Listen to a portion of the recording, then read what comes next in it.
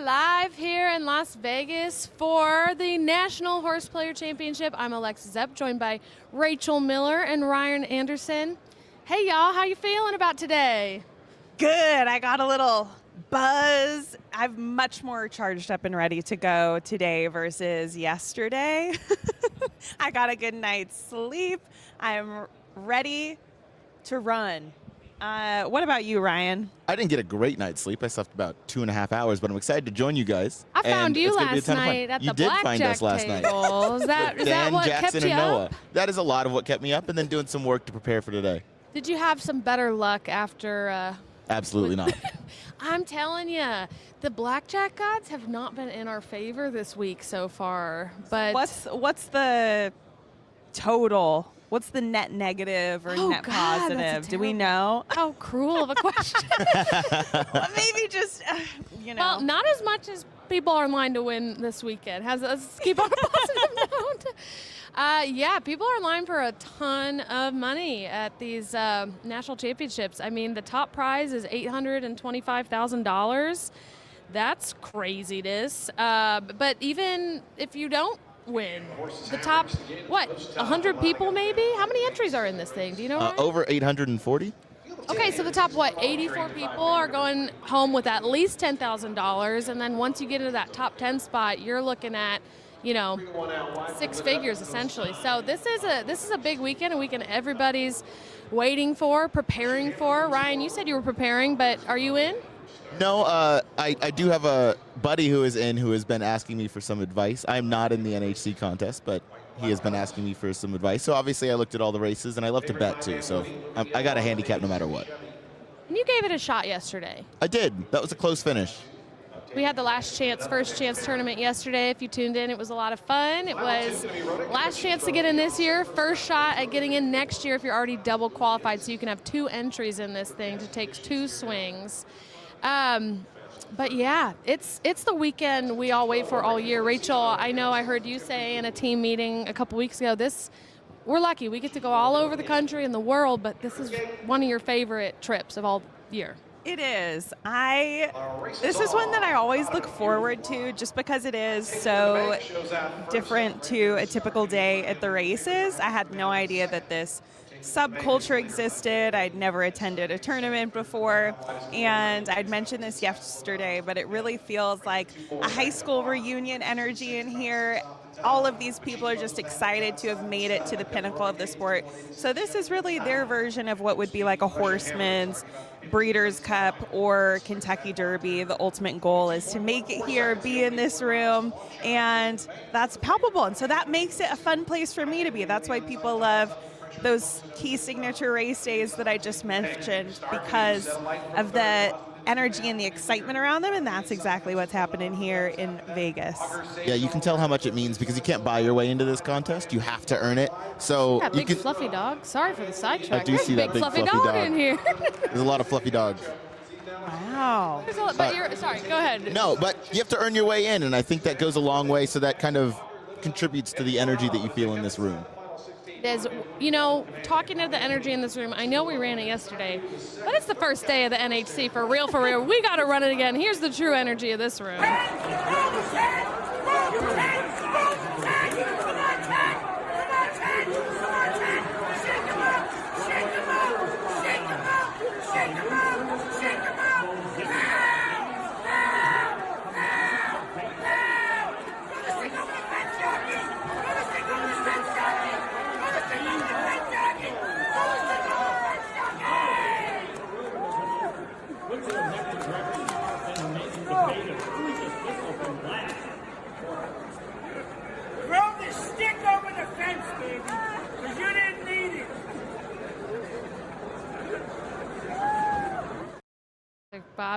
Bobby, we love you. We hope you're tuned in. We hope everybody is, and you're hopping in the comments. We want to hear from you, and tell us your picks, what you would be doing if you were in the lead, if you're behind, who you want to hear from, what tournament players you follow, maybe your nemesis on the leaderboards. I know I've had a couple of those where like, oh man, that Evan Trommer's always beating me. Evan Trommer, hopefully you're watching. I think Evan, Matt, and there's 3 Trommers here. whole family tree. Maybe we'll have to find them. Because that's the thing, right? You handicap with your dad, with your grandpa. There's 36, I want to say, women this year in the tournament. The winner yesterday was a woman. There's a real, again, a mix of people here in this room. Youngest competitor being 21, oldest competitor being 90. And to report a little bit more about boots on the ground journalism, what's happening around, I believe that Dan Tordjman is standing by. Dan. Rachel. Hey, Rachel. You have no idea how excited Alex was to do the zoom out of my hat move. I wanted to show everyone what it's like when you actually walk into the NHC as a player. I'm obviously not a player. I failed miserably in the last chance, first chance qualifier. But the first thing you see to your left when you walk in, it's photo time. You talked about high school reunion. These are like high school photos. These will live on forever. Picture day. And Alex did point out for a lot of people, this is sort of like a 50th high school reunion. So, you know, I think that's very accurate, Alex. You mentioned the oldest player, 90, youngest player, 21. We tried to check in with that youngest player. He wasn't even down here 30 minutes ago. He probably got the stomach cramps. He's still upstairs in the room, breathing. You know, wet water on the face, all that. Yeah, a little mom spaghetti. What's that Eminem song?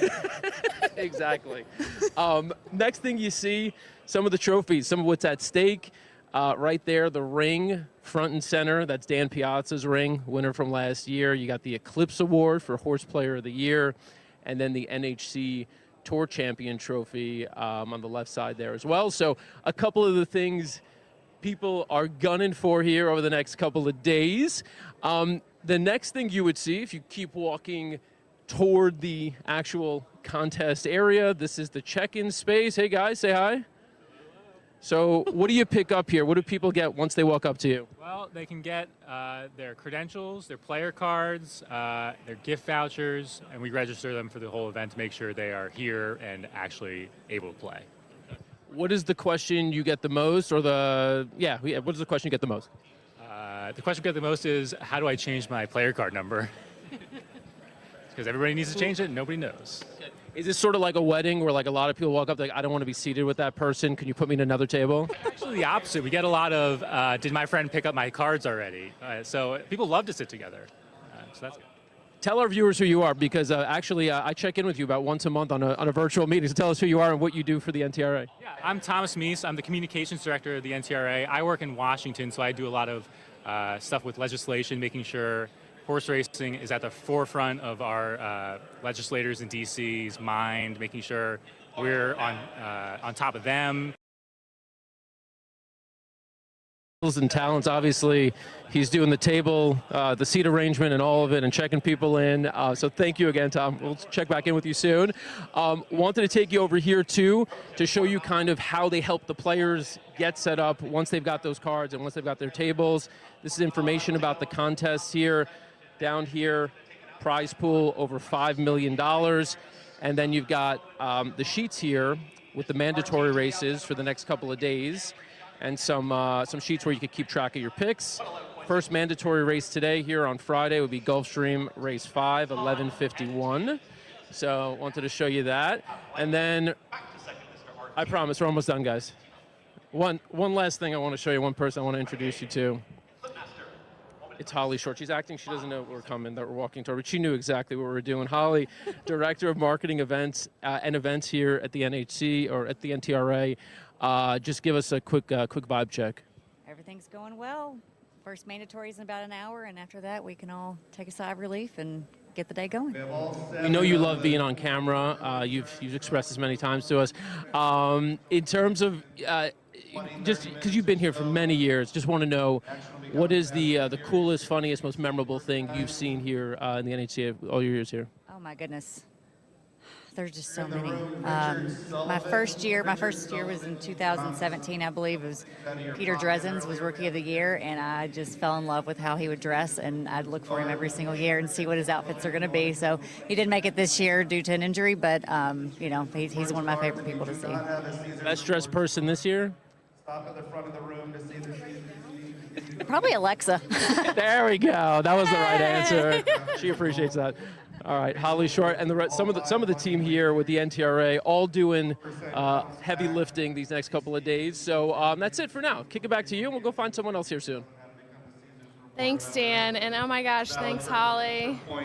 Naming me best dressed? What? Oh, heck yeah. My ears went out, so I couldn't hear the last part of what Dan was saying over there. Well, she gave me some mad props, and honestly, the NTRA team's incredible. This is quite the event to pull off every year, so we are so thankful to be here, that they bring us back every year, and everybody in this room, like, Holly and Michelle are basically, famous. Like, they're awesome. They're everybody's sugar mamas here, so we love them. And we've been joined by a guest, Dave Nichols. How's it going? Good. Thank you for having me on. Okay, Dave, you've had a wild year.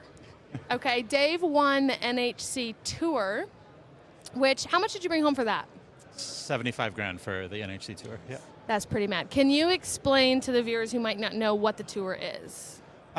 So it goes pretty much a couple of weeks after, well, I guess next Friday it'll start. It's a year long, about 11 months. You get 8 scores. One of them has to be a live score, the rest can be online. And throughout the year, you try to accumulate the highest total. And if you're lucky enough to do that, then you get $75,000 and you get to play for $5 million out here. Damn, so a $5 million bonus is what you're eligible for. You've been here a lot of times, though. How many years have you qualified? 13 times. 13 times. I'm an old guy here. You're not old. Do you feel extra pressure this year having that $5 million bonus on the line? Not really right now. Like, I think if my entry starts to do well, then there'll be more pressure. Mike Yerzik is like $88 ahead of me right now already, so some of that pressure I think is going for a little while, but we'll see how the day progresses. If I'm, I think tomorrow it'll definitely be more pressure as the day goes on. But right now I haven't even made any plays yet, so just kind of going with it. So. There could be something in the number, though. You said this is your 13th year. Today happens to be Friday the 13th. Are you a little superstitious? A little bit, actually. One of my good friends, Pete Alcasella, last year was his 13th year, and he hadn't cashed until his 13th time. So he said at the dinner last year, next year is your year. It's your 13th year. So I'm riding both of those trends, hopefully. So in 13 years, never taken a check home from here? Correct. Okay, yeah. It's hard to do. I mean, look, you've won the tour. You also, did you win the Horse Tourneys Tour too? I won the Horse Tourneys Tour as well, yeah. And didn't you took down a big tournament too? Well, I finished 6th at the BCBC, which is like that money will that money will do more than winning most tournaments that we play in. Yeah.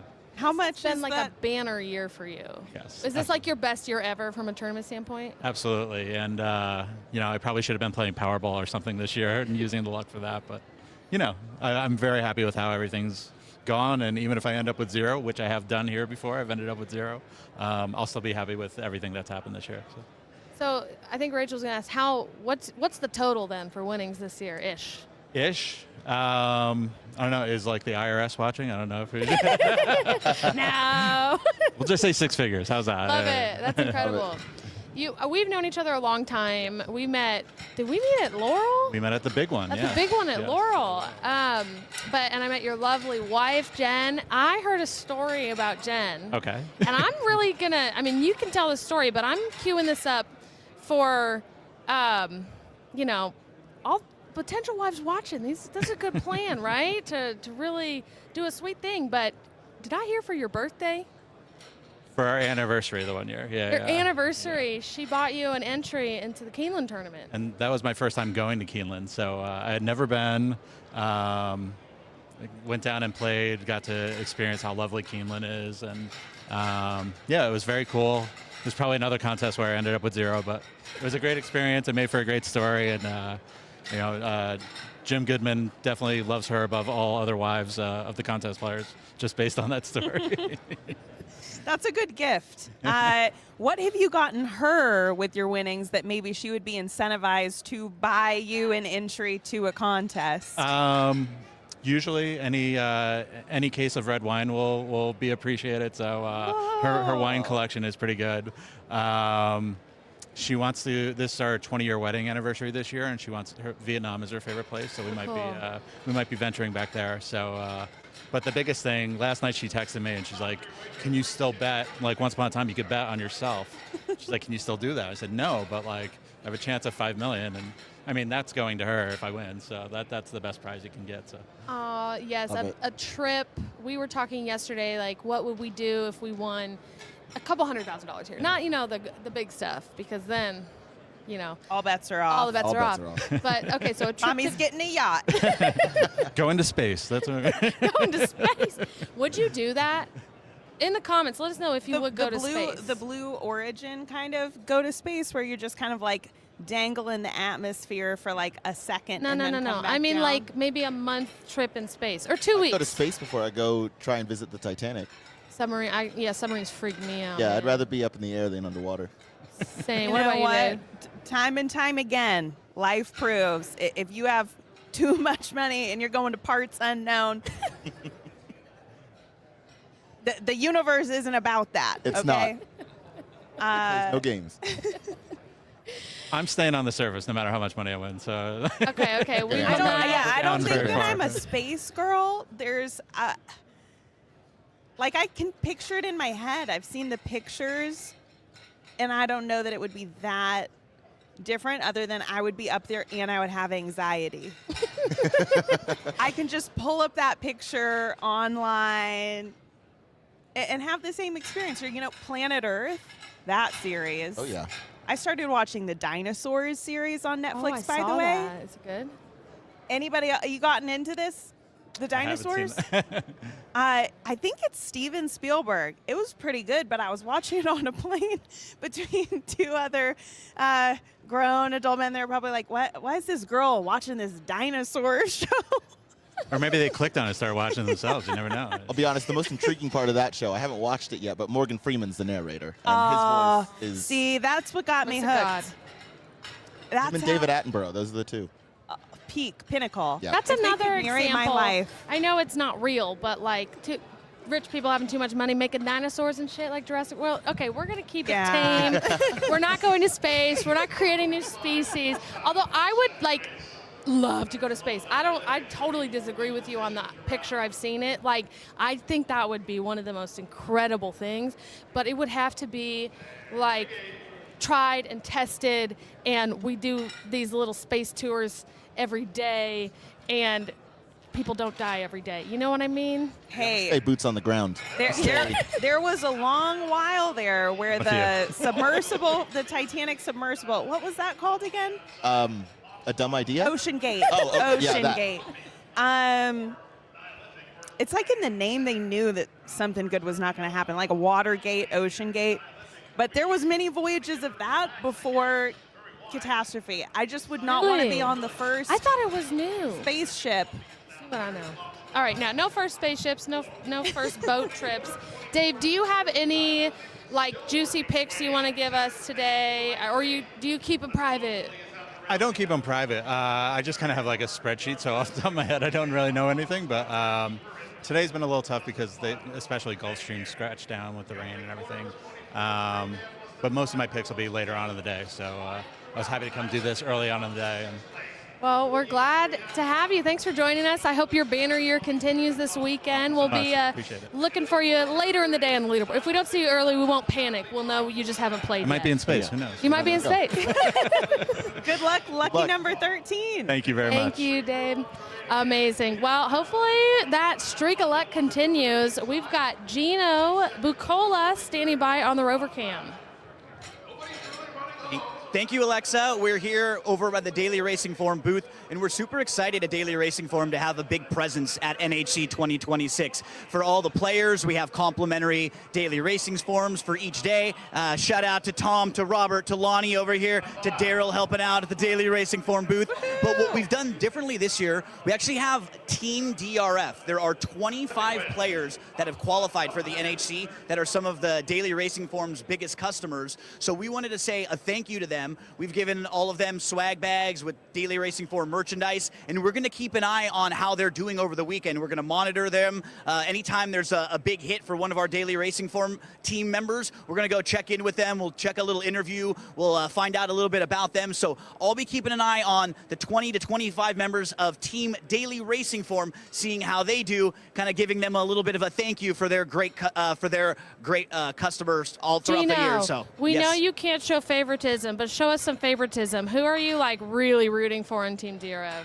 Well, I got to be honest. You know me, I'm a WWE fan. Basil DeVito. I got to give it to Basil DeVito. He was one of the top guys at WWE. I used to watch him all the pay-per-views. He'd be out there, one of the executives. You could see him and listen to him in documentaries. So Basil, I'm rooting for Basil. But shout out to Lonnie, who's not even actually member of Team DRF, but he's a DRF employee. He qualified on the final day. And if you see the name Gino Buccola up there, that's not me. That's my dad, who actually qualified twice on the final day. So I'll be hoping my dad has a good showing too. But we'll be rooting for Team DRF, for Lonnie, and for Gino Bakola Sr. So Gino Nicola Bakola Sr. It's not a name, it's an attitude.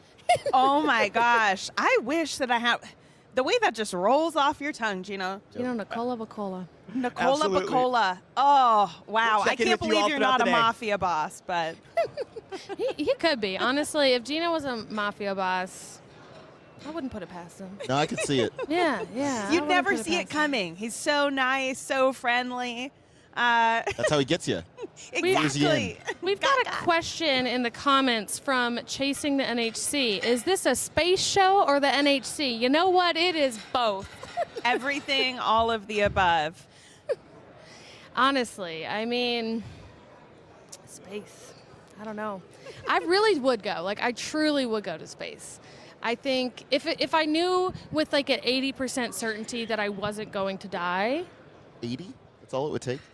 That's all it takes. All right. Maybe near the, like maybe if I'm like 50. No, I'm not saying, I know that's probably the wrong age to yell out in this room.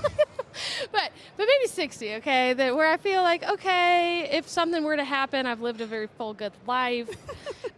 She's made it to the NHC before. She cashed at the NHC before. For those that are unaware, Alexa, your best year here, tell us the story of how that all shaped out for you, because you know about a lot more than just space.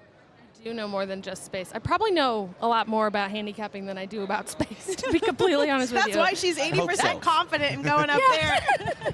No, I've played in this tournament, I want to say 5 times, maybe 4, maybe 5. I've been here like a lot of times. I think I've been here pretty much every year since 2018. So either as a +1, one year I had an art booth here where I had my horse art out here. I mean, times have really changed. But no, I love handicapping. I, a couple of years ago, had 2 entries in the tournament, which is a whole different ball game. When you have 2 entries, it becomes tough. You have to decide what to play where. The worst feeling in the world that I know a lot of people watching can commiserate with is when you split winners. When you have a good day, but half of your winners are on one ticket and half of them are on the other ticket, and you've got 2 mediocre entries going into day 2. That's a really just terrible feeling. But I had a really good year where I just had winners everywhere. She was hitting. I was hitting on both of my tickets really well. I made for a while, both of my entries were in the top 10, which was a crazy feeling. And then I had a cold day on Sunday, but I still made the final cut. I took home close to $25,000. So Incredible. that was awesome. Alexa, Fantastic. as someone that played in this tournament with 2 entries, and then you've also played with 1, I imagine, how is it different, structuring? Because you mentioned, it's tough if you split it and you have a winner on one, a winner on another.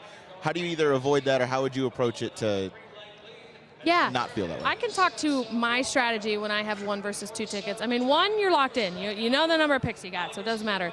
With 2, what I found to be the best strategy that worked was to handicap the races without even thinking about my entries, to highlight all the horses that I liked through the day that were either really strong opinions regardless of the odds or good opinions with big odds, and then count them up. How many were there? That year I was really lucky. There were about as many as numbers of races.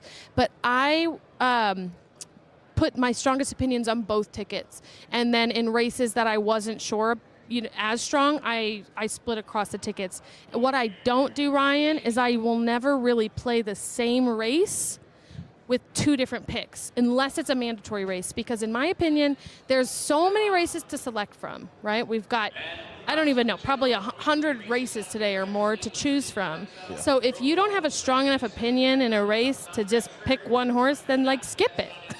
Do you ever mirror your two tickets though? Will they ever be, very aligned, and then you'll split them maybe for the mandatories or in a different race like that? I think that year I probably had maybe half of the picks the same. And then, when I was like, okay, I kind of like this, kind of like that, I would split your entry. Weave in and out. So that really worked for me. But everybody's got their own method. That's kind of what makes this weekend so fun. Does that apply to when you are actually betting on the races in person? Will you typically only bet on one horse per race? I mean, not necessarily. Like if I'm playing an exotic wager, like an exacta, the first two in order, then, I might play two. But I don't love playing in races where I don't have a strong opinion and I feel like I need to box 4 horses to make something happen, then just skip the race. See, okay. We've got a question in the comments that says, tell us about the sponsor morning line. You can buy shares in horses like stocks. Yeah, you can. It's really cool. So you're right. You see that on the top corner. This show is brought to you in partnership by the NTRA, America's Best Racing, the Daily Racing Forum, and MorningLine.io. And MorningLine is a really cool new platform.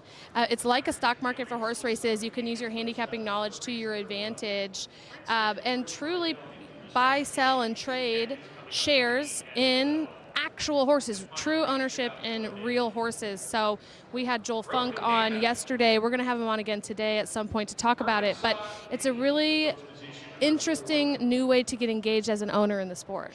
Super interesting. I learned so much in chatting with Joel when he was up here. So I'm excited to have him back on, especially with some of the horses in there being on the road to the Kentucky Derby and the Kentucky Oaks. It's a very unique point of entry of having a stake in the game that's not in the traditional ownership or minority shares.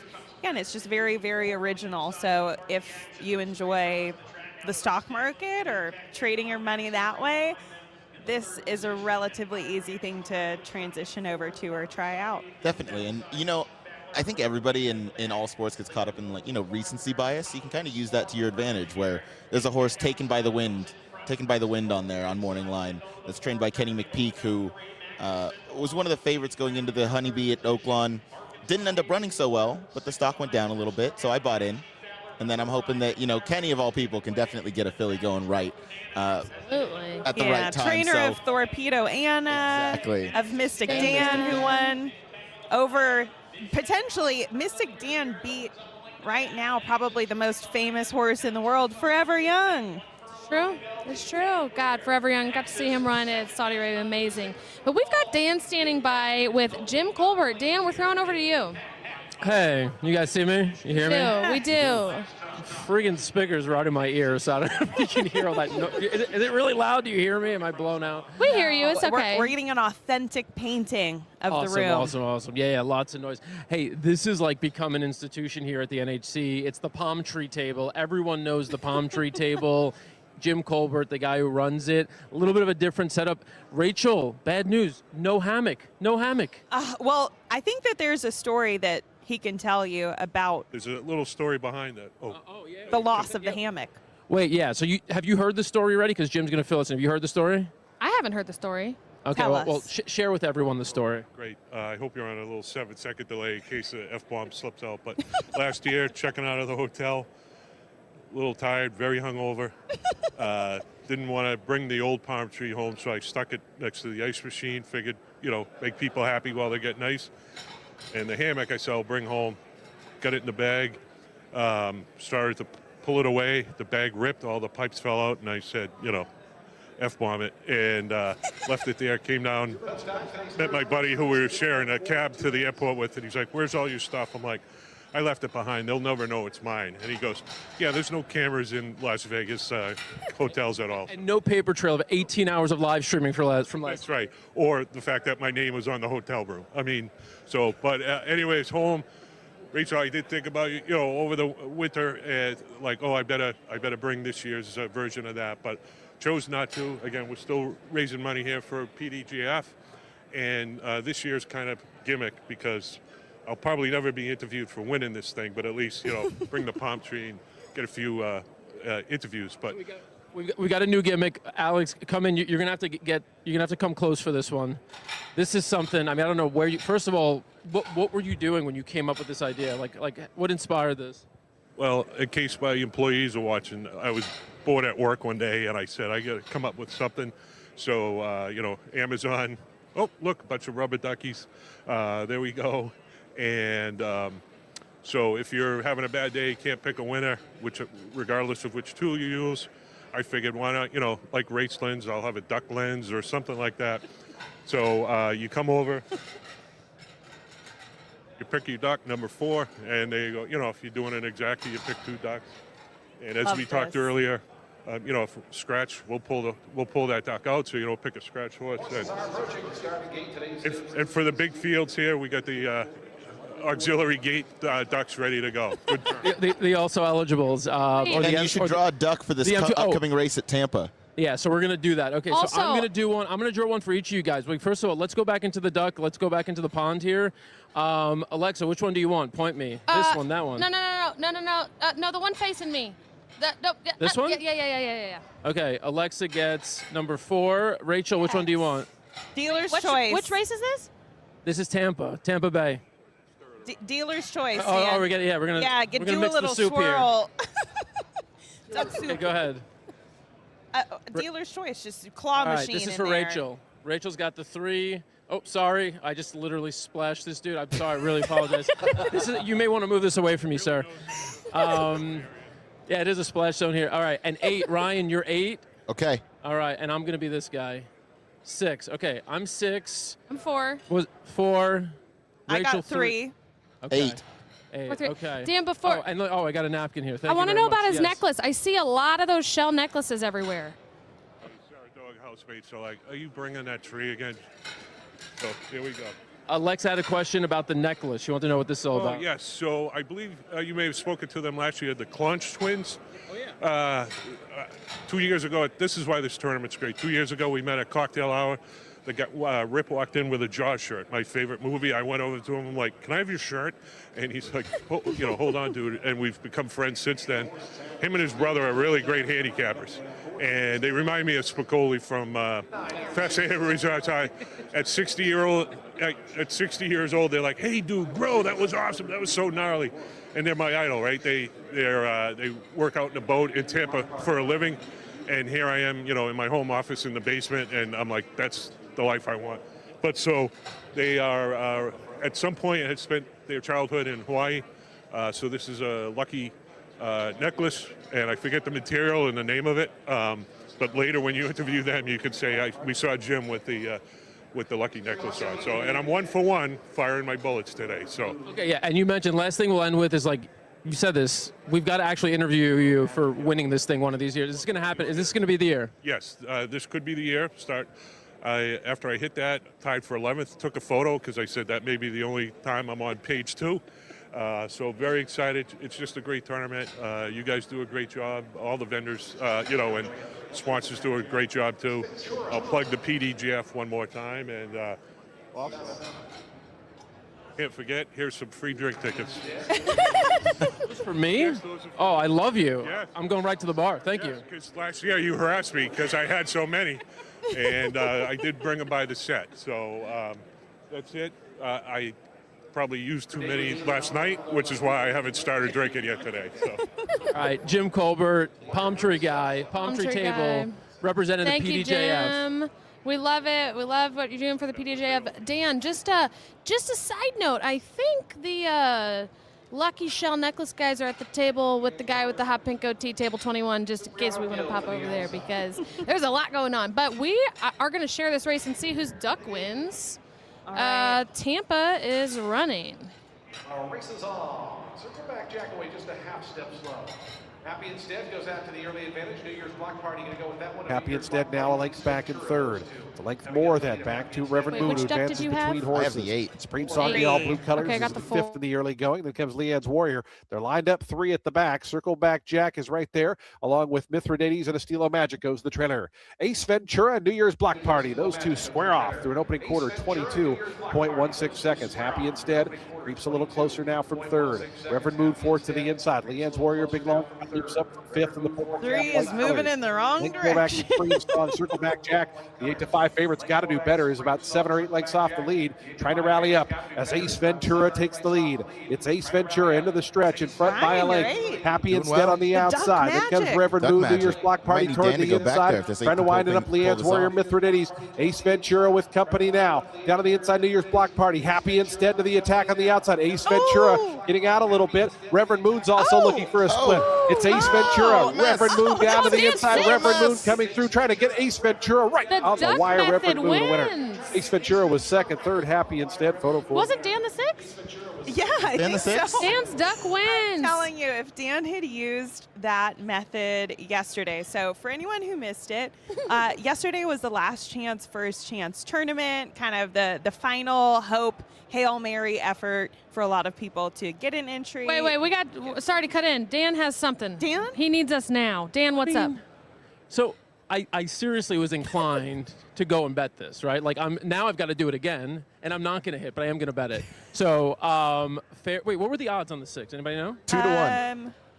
2 to 1? Oh, I didn't miss anything. We're good. All right, Fairgrounds. I'm doing it one more time. Let's go back in. Watch this poor guy again. Because we've got what? 5. That's the horse. 1 minute to pose. Okay, the 5. 10 to 1. 10 to 1. 10 That's to 1. not. All right, I'm going to make a bet. I'll see you guys. You better. He would have had so much better luck, I think, with the duckies, but he used think so, AI. too. We'll dive into that later. We'll grill Dan about that a bit later on the show. But we've got a new guest. What's up, Larry? This is Larry Pirollo, who is the NTRA Rookie of the Year. Quite a title. How's it going? Good. Thanks for having me. Tell us a little bit about what it means to be the Rookie of the Year. Actually, it was kind of surreal. It was about. I started a little late. I started in April. Instead of March. I saw Portnoy here on X, and he was like, "This is the World Series of horse racing. You gotta come here, right?" So I started a little late and started developing a little system that has to do with this tournament play, because it's a little bit different than going to the track and betting. So once I started winning a few of these tournaments, these Friday $75 tournaments, it started really clicking, and that was it. So it was a long journey. Won one tournament, and I was like, wait, this is about to be real. So wow, might as well keep going. So you were already like a horse bettor, but Dave kind of introduced you to the tournament world. Yeah, no, I used to own horses back in 2019 to like 2023, right? So, and my dad and my uncles, and we grown up in the Philadelphia area and New Jersey area. I was going to the track as a kid. So, yeah, I mean, this was kind of like the next thing that I thought was the coolest thing to do. And yeah, first year, look what happened. All happened this way, right? Did you ever set that as a goal? Was that the objective or hope, or this was just a happy accident? Oh, no. You know, when I start, anything I do, I'm like, you're always going to have to go 100%, right? So I'm sure we're all kind of wired kind of the same way, right? So I remember calling my dad, and I said, Dad, I'm going to do this NHC thing. And I said, I'm going to try to qualify. First was trying to qualify for the tournament. And then once I started getting these points, I was looking at this leaderboard. I was like, wait a minute, I'm actually doing good here. So I was like, let's go. So was there a prize for being Rookie of the Year? Yeah, no, there was. So very gratefully and graciously, I got a $5,000 check for it. So that was pretty cool. And I guess I'm getting presented at the award banquet here on Sunday. So I love that. Yeah. It's all new stuff. The walking in this room was new. Like, this was like the first time I'm like, whoa.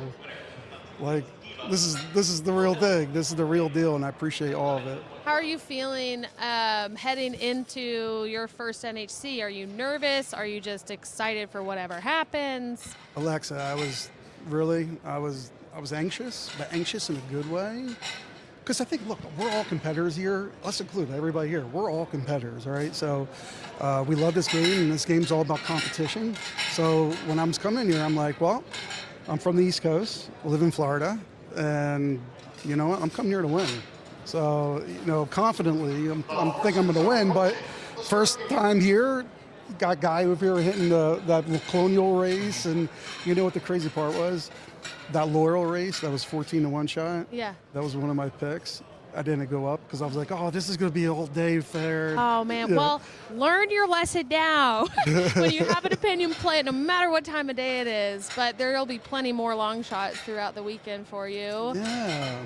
It is an overwhelming experience your first time here. Also, they provide lunch here, which you can hear. If anyone's wondering what that noise is, we got some plates. We got a front row seat to the... Look at that buffet, man. The buffet's getting prepped. And all of the plates are getting individually polished and shined And then before slammed they're on set the down, table on which is top of the part other plates. I mean, can we get Lumiere in here from Beauty and the Beast?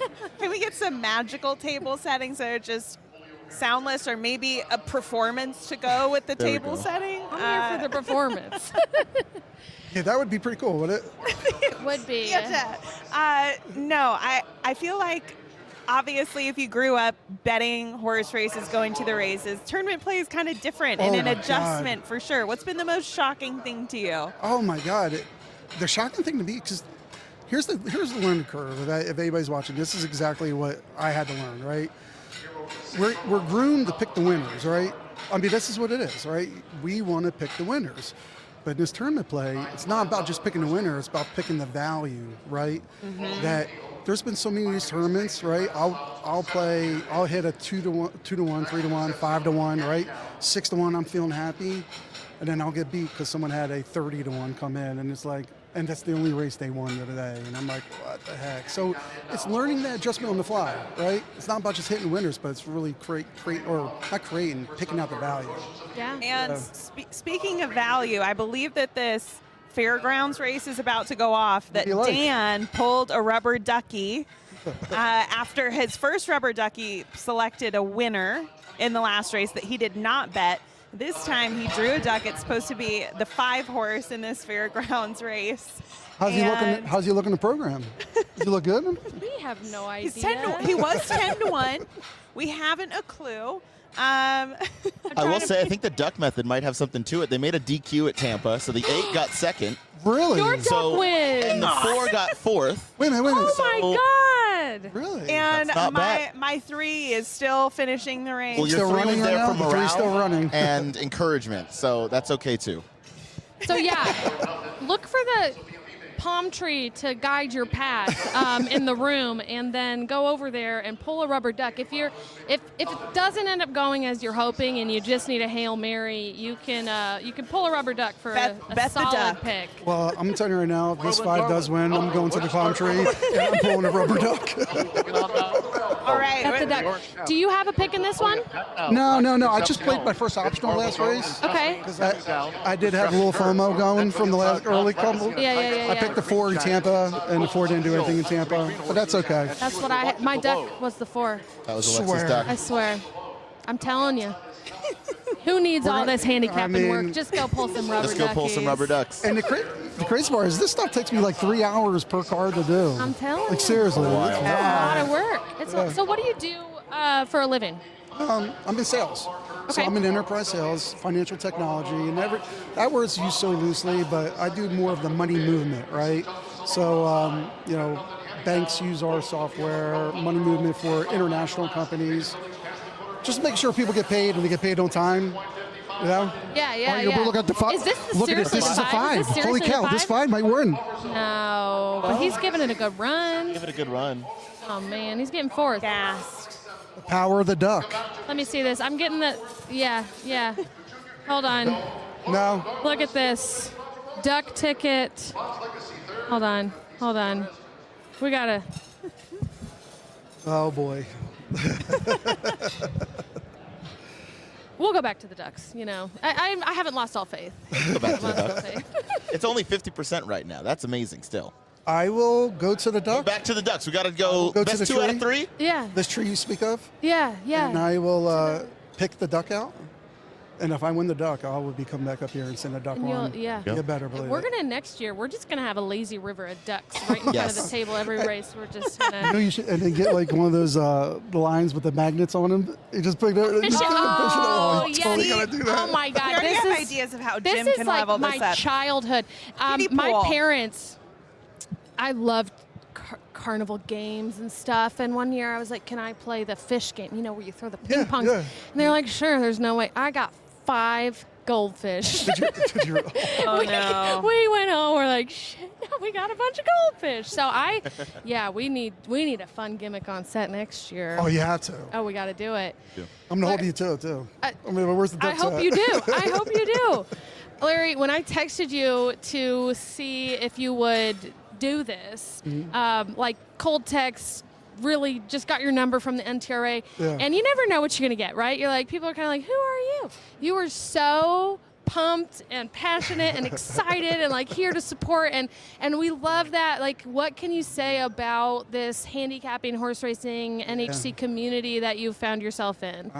Great question, by the way, and thank you. No, thank you. Give it the same Great energy back. vibes. Great energy. Fantastic. Yeah, that's what it's all about, right? So, that's a good question. So what I'll say is this, for anybody who's watching who hasn't done this, this little community behind me and others that are watching here, a few of the guys that are tournament players, buddy of mine named Kenny, John Fisher is my mentor here. No way. John Fisher was my original mentor. Shut up. Shut up. Isn't that cool? That is so He cool. just texted me this morning. Yeah, that's so John cool. is everything. Okay, keep going. John's cool. Yeah, and he's good people, too. I met him in person for the first time at the Tampa tournament a couple weeks ago. It was cool, man. I didn't realize that there were senseis in You the can tournament. have a mentor. world. Yeah, they will pair you with somebody as an NHC mentor. I got. That's great. John was like my Mr. Miyagi, okay, and Kenny, his name's Kenny Orchard. I know he's watching right now. He was like kind of like my little czar in the back there, like the little guy in the back. So, the cool thing is that aside, like I have a good support system that kind of guided me through this. But like when you go to these tournaments, like the live tournaments, everybody, Dave Nichols, the guy who won it this year, that guy's awesome. He's awesome. He's serious. He is awesome guy. David Brownfield, met him for the first time. Cool dude. Like everybody, this community is so cool, and it's cool. The thing that I really love about it is that we're all passionate about this stuff. Like, I love this stuff. Like, genuinely love this stuff. And these guys and everybody here also loves it. And you have friends outside of horse racing that maybe they don't get it, but when you're around people that actually love it as much as you do, man, this is like puts me over the moon. And that's why I love this. The energy in here. Yeah, it really is. And again, everybody's competing to win, but at the same time, we all love this stuff. Ryan, I think you might need a Mr. Miyagi or sensei. I got Matt Miller for that. Okay, good. Good. He's got one. I don't know what it says that Dan Tordjman is my sensei. He's picking ducks and yesterday using AI to do some handicapping. This is why Rachel may not be in the tournament. But having the best time. Are you guys playing this tournament? Are you guys in it, or are you guys? I'm not this year. I was a couple bucks away from qualifying yesterday. Yeah, you were going crazy yesterday. Yeah, I'm gonna give it another shot this year. I just didn't have quite the time to invest in it because it is an investment. But Larry, rookies have won before this thing. Like it's not uncommon to come in here for your first time and crush it. So we're excited. We're going to be watching for your name on the leaderboard and cheering you on this weekend. Yep. Thank you. I appreciate it. And I have a few people watching, so I just want to shout out. So obviously my mom and dad is watching, so love you both. And then obviously I got some co-workers who are watching us right now. So Pay Safe crew, love you guys. And then anybody else who's watching, thanks for all your support, and hopefully we win. So let's do it. I love that. Amazing. Thank you so much, Larry. Okay, we're going to throw to Gino in just a second, but before that, I want to show, since he's DRF, something that DRS has to offer for you all. Think horse racing is too complicated? Think again. Meet DRF Newbie, the mobile tool loaded with daily racing form data and the power of DRF AI. DRF Newbie. Try it free today. The gun, 8th of a mile Gino, can you hear us? I got you, Alexa. Absolutely. Amazing. Who do you have for us? I had to pull some strings to get this one. Special guest here. This is my dad, Gino Bakola Sr. The Nicola Bakola lineage. My dad is not a contest player, really. He just started. Dad, tell everybody how this happened and how you got here. Well, a couple of weeks ago, a gentleman, my buddy here, Ty Alexander, he said, try to get in and come up with me. I'd love to, see you up here in Vegas. I said, nah, I'm more of a gambler than a tournament player. So then my wife said, give it a shot. So 2 weeks ago, I bought my card, and I got into the first tournaments on Saturday about 2 weeks ago, and I didn't do so well because I was trying to gamble and play the tournaments at the time. It didn't work. So I talked to Ty the next week. He said, dude, just do the tournament. So what happens on Sunday morning, got out of church, went home, did a little studying, and I qualified in the morning for the afternoon. So I said I qualified twice for the afternoon. So something happened I never had before. I played 10 races, and I think I won 7 of them, and I qualified a dual qualifier, which for the first time, and it was just crazy, crazy, crazy. My son Gino and Ty could not believe what had just happened. Yeah, it was one of those days, too, where, like, all of his horses were getting great trips, sitting third. There were 2 horses battling. Like, he didn't look like a loser in any of them. Tell us a little bit about your overall horse player experience. Like, when was the first time you went to the track? What was it like for you as a kid, like, playing the races, getting involved in the races? Well, the first day I went to the track, probably when I was born, the day I was born. My dad was owner of horse races, and he did a lot of gambling.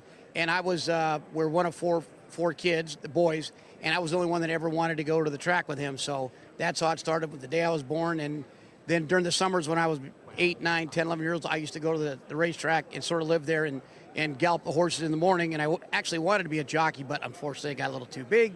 And that's how it started. And it just, it's followed since then. And I just love every second of this. It's always been nice for you because with your work schedule being a general contractor, it plays very well to the horse racing schedule, right? You're done at about 1 o'clock and that's first post. Absolutely, and especially on rainy days on Fridays. Fridays, it rained. When Saturdays, Sundays, whatever, we would all go out to the track. It was a lot of fun, and we let all the guys go, and it was fun, absolutely. So there's a big prize if you're able to win, but you've had a few big scores before, right? So talk to us about a couple of those through the years. What are some of the big scores that you've had? I'd say about 10, 15 years ago, I had a little streak for about 2 months. It was the craziest streak I ever had. I hit probably 3 pick sixes in about probably a month and a half, 2 months. One was for $154,000. One was for $127,000. A couple $27,000 one. It was a great roll. It was a great roll. It paid for some of my daughter's college. Sorry, Gino, none for you. Yep, none for me. But my college was the School of Racing, so I was more like Hard Knocks life, Hard Knocks University. Dad, so proud of you, man, and we're going to be rooting for you, wishing you the best. Good luck to you and your buddy Ty, who got you over here. So we'll be keeping an eye on Gino Bakola Sr. and see how he does over the next few days. I love it. Thank you, Gino. I think we've learned something. To all the handicapper men out there, we heard the story of Gino's dad's courting of his mother at the racetrack, buying her a ticket, winning her a couple $1,000s. Then we heard Dave's story of, buying his wife a wine collection. When you buy your wives nice things, you win money. That must be it. Crazy Rachel, what do you think connection. about that? We got a very familiar face on the show, Rachel McLaughlin. Hey, Horseshoe, guys. Indiana. Sorry to have my head down the whole time, but I forgot to repost this on X. What a faux Oh, pas. that's important. Can you believe? Dan would fire me if I didn't. So anyways, how you guys been having a good morning? Yes, I'm Always a loving good the morning. hair today. Thanks. This is El Natural Racing Rachel. I love it. I love that. Straight out of the pool from 9 a.m. Went and had breakfast by the pool. Got up super early. Went down there. I know, had the to take weather's advantage. amazing. I know, and the thing is, we don't experience any of it. We don't.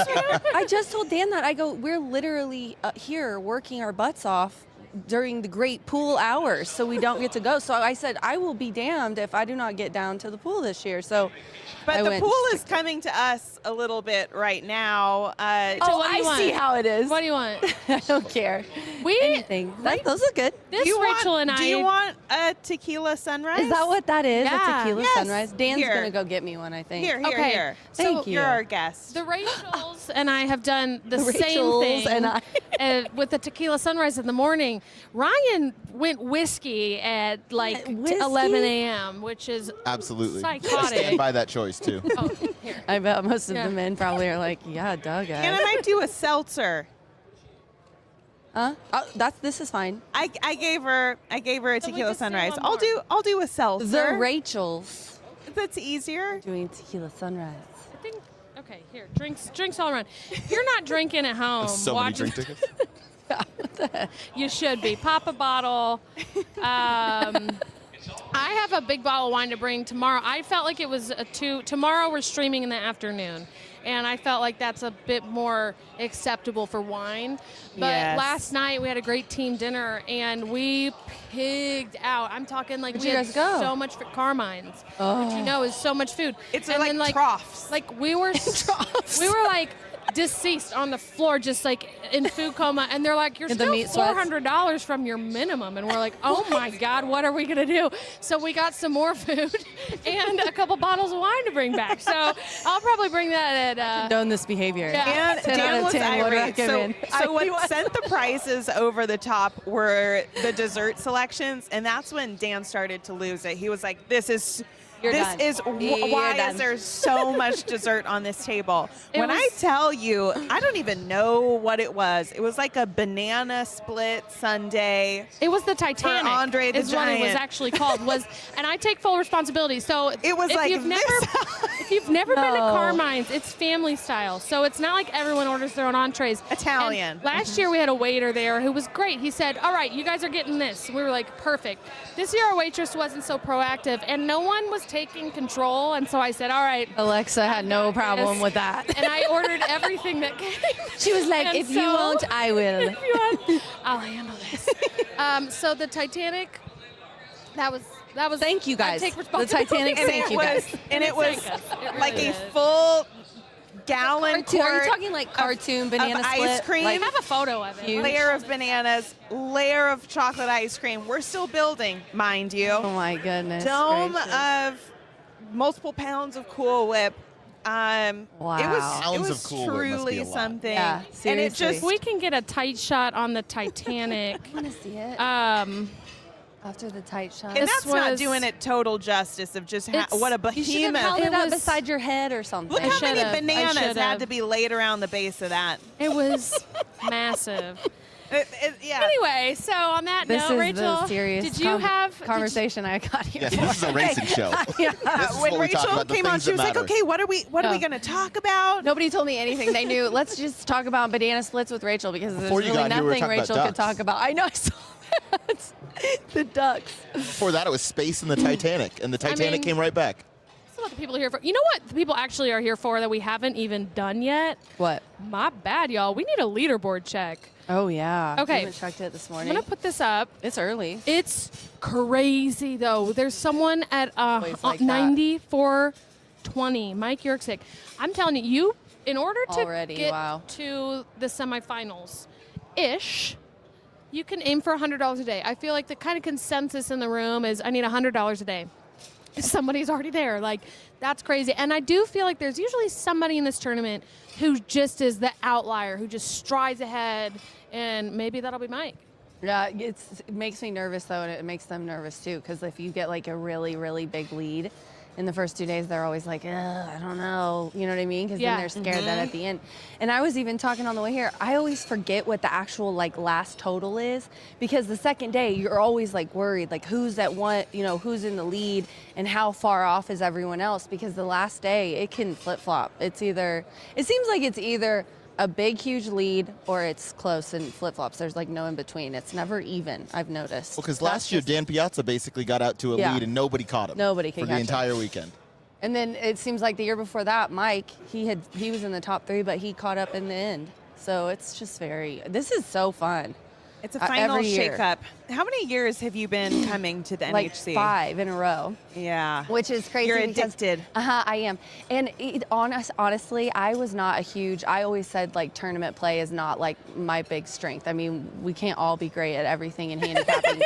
You can't have amazing Yeah, hair, great yeah. personality, great style, good And at be good at handicapping. contests. You guys really nailed me like a split hog there. But Nailed me like a banana split. Maybe like a banana split. Yeah, so it's so exciting, and every year I come, I can't believe that how much I've learned, because I didn't get into tournament play, and it is an art, a science. Like, to talk to these guys and hear their strategy is always so interesting. And they're always so different. It is. There's never one guy that says the same thing. There might be a handful that have the same style and a handful, but you're right. They never say the same thing. Isn't that the best part of horse racing, though? I think all four of us, so if you asked too. our handicapping opinions, we'd all give you something different. Yeah, you're 100% right. Everyone has their own little angle that they like, so yeah. So tell us, what's new at Horseshoe? We're starting early this year. Yeah, and I'm so dedicated. Eric, if you're watching, my boss, I'd like brownie points for making the background of my phone, not my children, but the calendar, okay?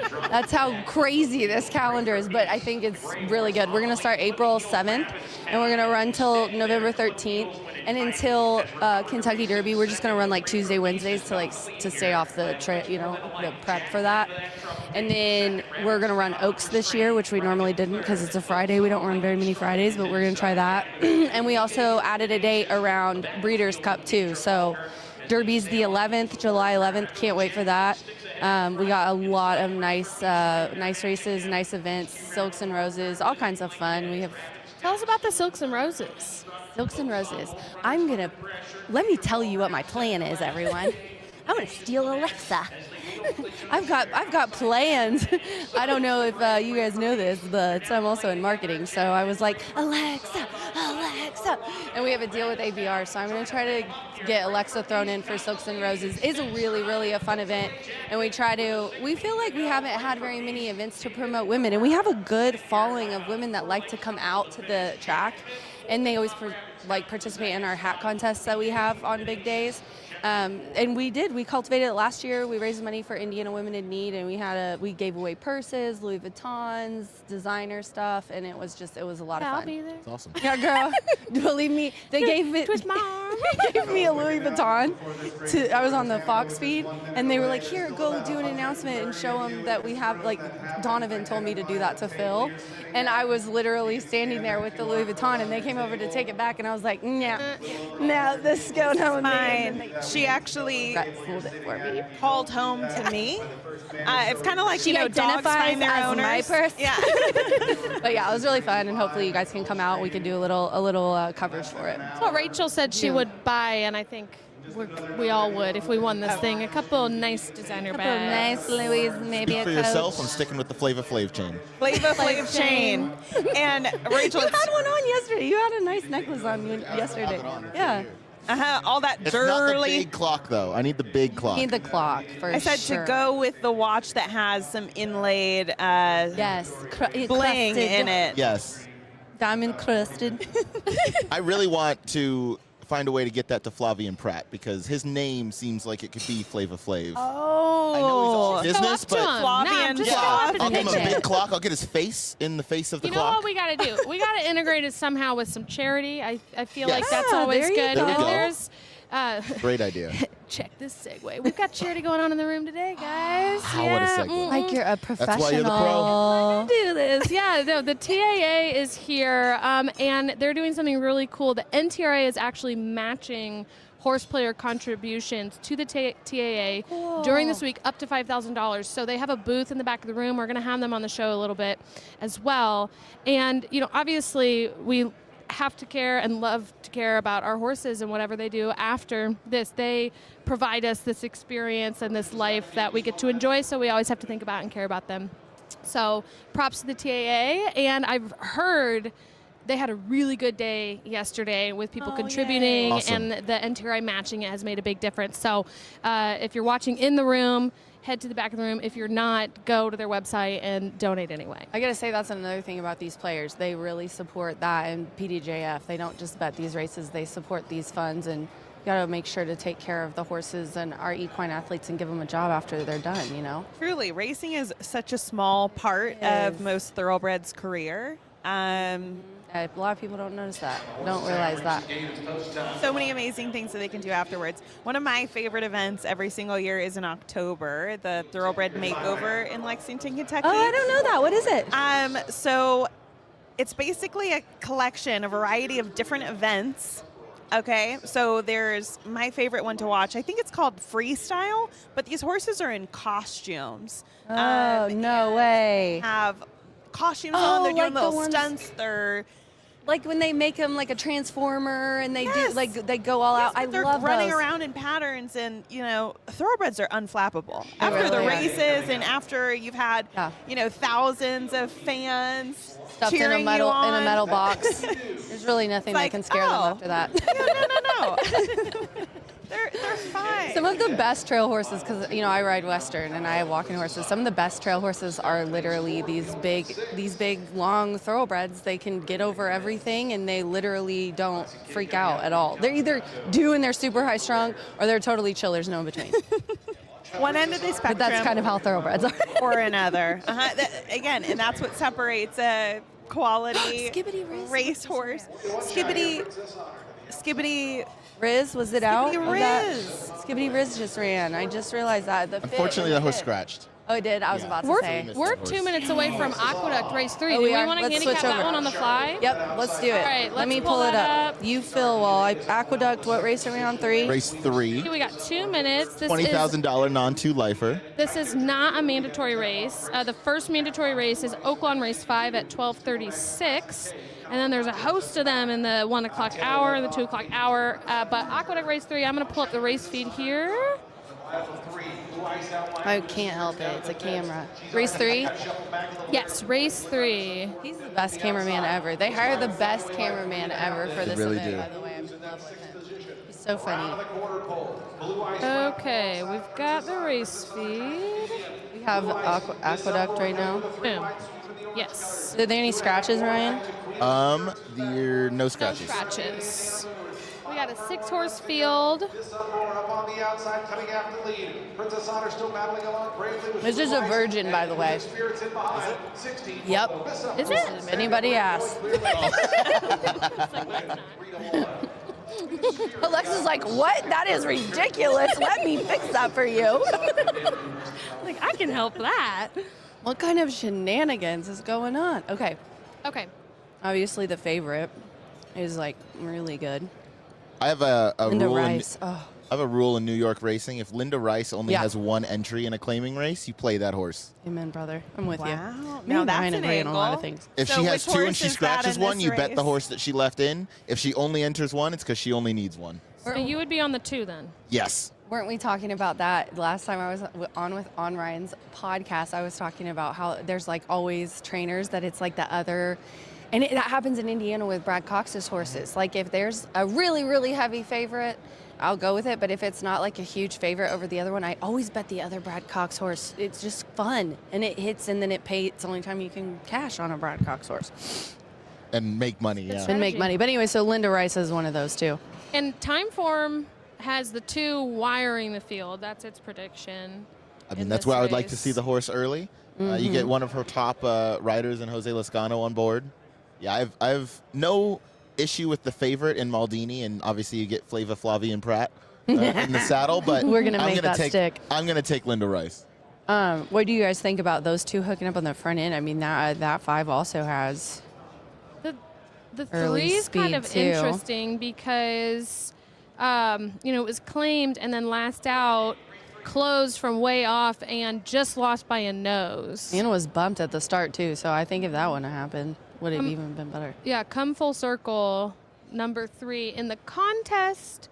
That might be a little bit better of an odds choice at 5-1 than 8-5. But I mean, I don't know. This is a long. Like yesterday, you only had 11 races, right? Today we've got.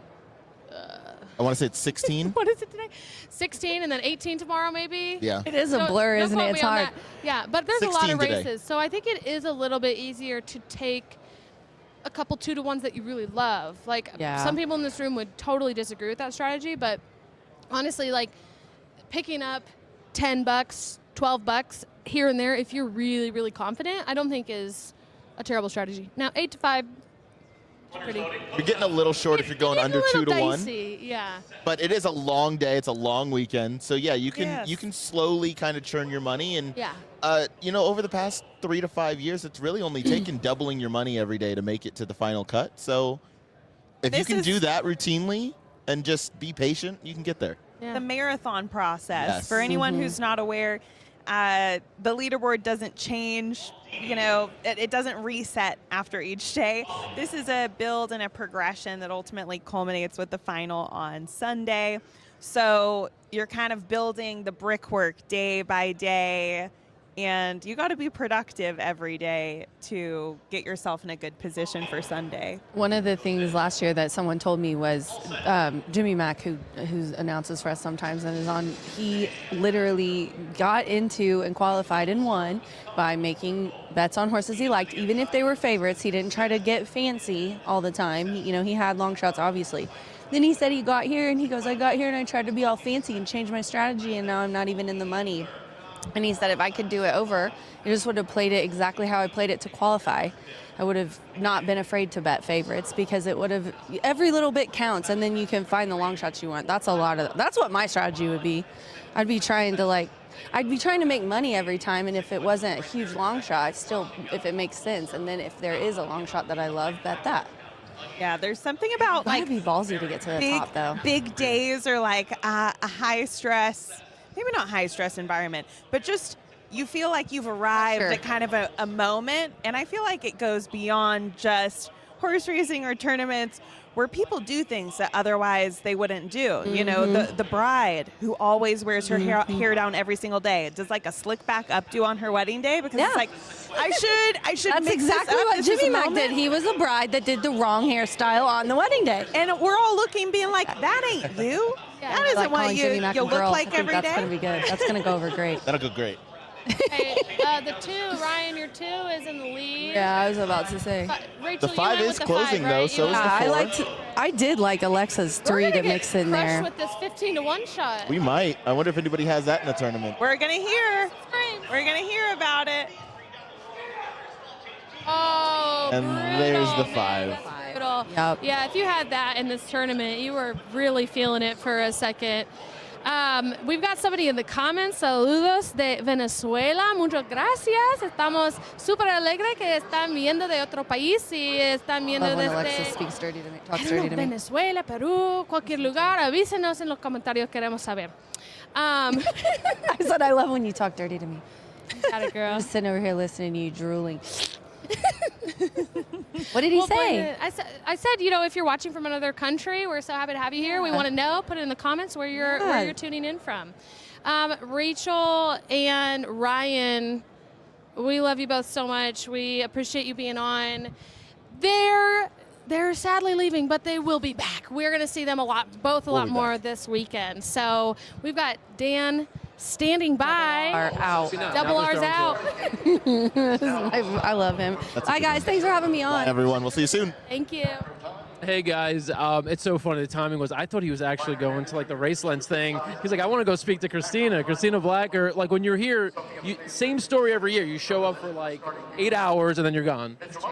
One day only. I say it every year, and we've had this conversation the last, 4 or 5 years running, that I'm going to try to qualify, and then I'm just working and being a parent and busy and haven't tried. But I do love coming every year on behalf of EcoBased because it's about the people, the competition, but seeing all the horse players, seeing the guys from your team, the folks from DRF, all of the FanDuel team is here, all of our key accounts players are here.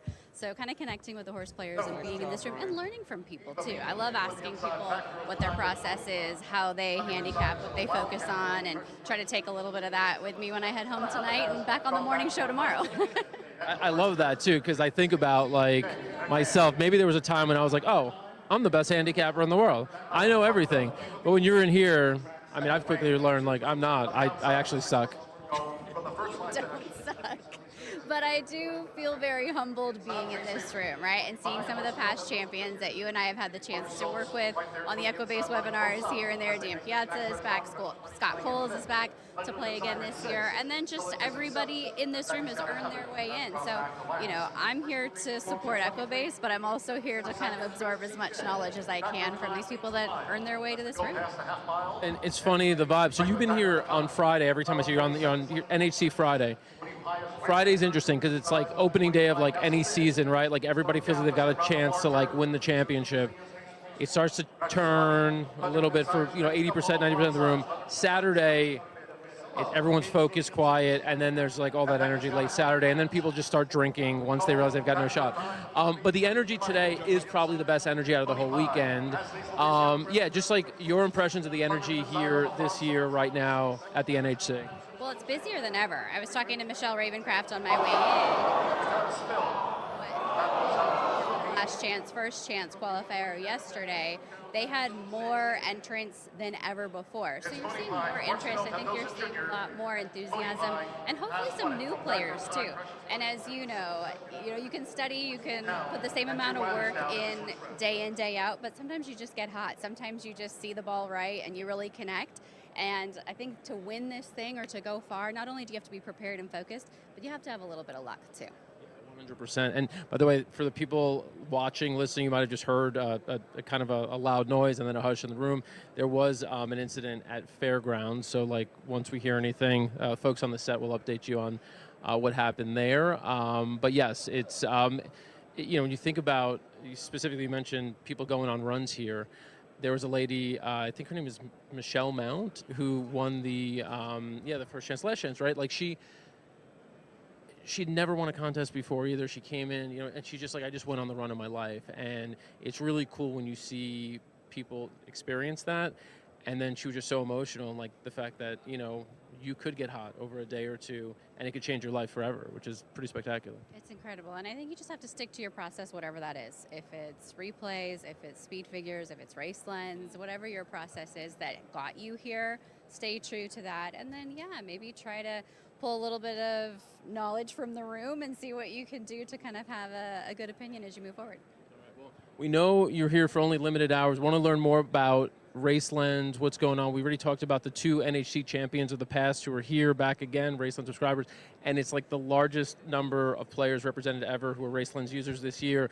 What else is going on with Race Lens? Which of the people watching know and why they should get involved with this product? So there's all sorts of promotions that are going to go on throughout the rest of the weekend just for subscriptions for the next year. If they are here and they're playing, and as you said, highest record number of Race Lens players qualified and playing, the highest score amongst those, I think it's 60, 70 players, earns an automatic spot to 2027 to come back and play. So you're playing for something a little bit extra, and then you're just meeting some other Race Lens customers and hopefully spreading the good word about the statistics and how those angles can help you. And in a room like this, I think it can save you some time too. You and I talk about it all the time. Like, you set those angles, you know what you're looking for. When you are forced to focus on the mandatories and then you're choosing your optionals, Race Lens can kind of shortcut that for you a little bit and find the horses that you would normally play day to day. Totally makes sense. Now, last thing, a lot of people have come up, I've already said, trying to meet you, talk to you, whatever. There are Race Lens hats here. As a collector, as somebody who wants to collect memorabilia, are you signing hats? Are you doing any special? What can you offer the fans who are coming up to see you at the Race Lens table? The thing is, like, nobody in this room needs my advice. They got here because they know what they're doing. I love being here. I love meeting the players. I love meeting the FanDuel TV viewers. I will tell you that corduroy hat with the green horse head is like always the hot ticket item. So if you want one, go get one. You don't want to ruin it with my signature on it. But I brought one home to my husband Dan last year. The amount of questions he got about where'd you get that hat, I was like, this is the Race Lens swag. I'm going to take a whole sleeve home if I can. Yeah, good luck fighting Rhonda for that. I've tried. All right, it looks like they've got more action back at the set. I want to thank Christina Black for spending some time with us. Safe travels back. We always love seeing you here. I appreciate it. Good to see you guys. Right. Guys? Thanks, Dan. We love... Oh, there we are. We love Christina. Always great to see her here, even though she's always on the go. And we've had quite the set change. We are joined by probably two of the happiest people in the room. We got a married couple here competing. Chrissy Bielek and Jason, right? Jason, I don't know if I've actually met you. No, I don't believe so. Before, so it's great to have you on. We had Chrissy on last year, and she told us all kinds of crazy stuff, and we had spiders and all sorts of things. But tell us what this week represents for you guys. So we're back together. It's our first anniversary. But this year's interesting because Jason is a first-time qualifier this year. And this is my second time here at the NHC, so we're, essentially competing against each other for our first wedding anniversary. Wow. How does that feel? You guys go easier on each other or harder? No. I don't think so. No. We're actually, at least I think we are, completely different types of players. I would say that he would call me and I would label myself as more the safe better. Especially now for this contest. I'm following the same strategy I did last year. So I'm doing more like 5-to-1, 10-to-1 horses. Not really going much higher than that. Where I would say that Jay here is more of like a long shot player. Bombs away. That's Bombs away. Yeah. Does that help when you guys are never on the same horse? We give each other a lot of... Yes, because somebody usually will win since we never have the same horses. That's kind of nice, though. It's like one person likes to eat the pickle off the sandwich and the other one doesn't. That you are not fighting for the same thing or in a contest for the same points in horses. But Absolutely. Yeah. Friendly competition. Friendly competition, exactly. Yeah. So how has today been shaping up for you guys so far? I'm on the board, not by much right now. So I've had a place horse. I have used 3 of my optionals already. So that's why we were a little late coming up here. I decided to go for a horse at Laurel, which I never play Laurel. You gotta sometimes mix it up when you're here. Yeah, so I'm really just looking at the board today. I have not much... did a lot of handicapping beforehand because I find when I do that, I talk myself off of horses. Yeah. So I'm looking to see for larger fields, some horses in there that, 5-to-1 up to like 10-to-1, and I saw that pop up at Laurel. And I was like, ooh, I think I gotta go for this horse, see what happens. Yeah. I heard something that you got a really good anniversary gift. Jason, you want to tell us about that? Jay, talk about that. Yeah, we hit single jackpot Turfway pick 6 like 2 weeks ago. Mm-hmm. So it just happened to be right before our anniversary. So as soon as the race finished, I told her, we're paying off her student loans, amazing, credit cards, all that stuff. So we love a responsible gambling couple. Reactions? They were both like, oh. Yeah, she was shocked. Men watching. This is the theme of the whole day. This is the 3rd time where men who buy their wives nice things win horse racing bets. Yeah, I'm saying. I couldn't wait to do it for her because I that had been love such a burden for her. So yeah, it was very emotional for me. I was so happy that he won, but then when he turned to me and he was like, "Let's get this done for you," and I was like, "Oh, yeah, that's great. That's true love." Yeah. I'm hoping. Right there. Yeah, all at Turfway. So I think Turfway is your strategy. What was today. the payout? We got to know. It was 138, and then after they took 40 for taxes, so 98. $100,000. Yeah. That's a nice weekend. Great. I took the day off. Couldn't get her to take the day off. She was like, I'm going back to work. As I said, I play it safe. So I was like, I don't think it's time to quit our jobs yet. So Not yet. Really into like I called my boss at 2 a.m, said Yeah. that's it for. I'll see you Monday. Okay, so what would it take? If you won this tournament, are we quitting? Are we taking a first honeymoon, second honeymoon? What are we doing with the $800,000? Oh, really good question. Italy trip, or we're going to move from Pittsburgh. We're looking at North Carolina, so maybe buy something in the mountains nice there. But no, I will still be going to work on Tuesday morning.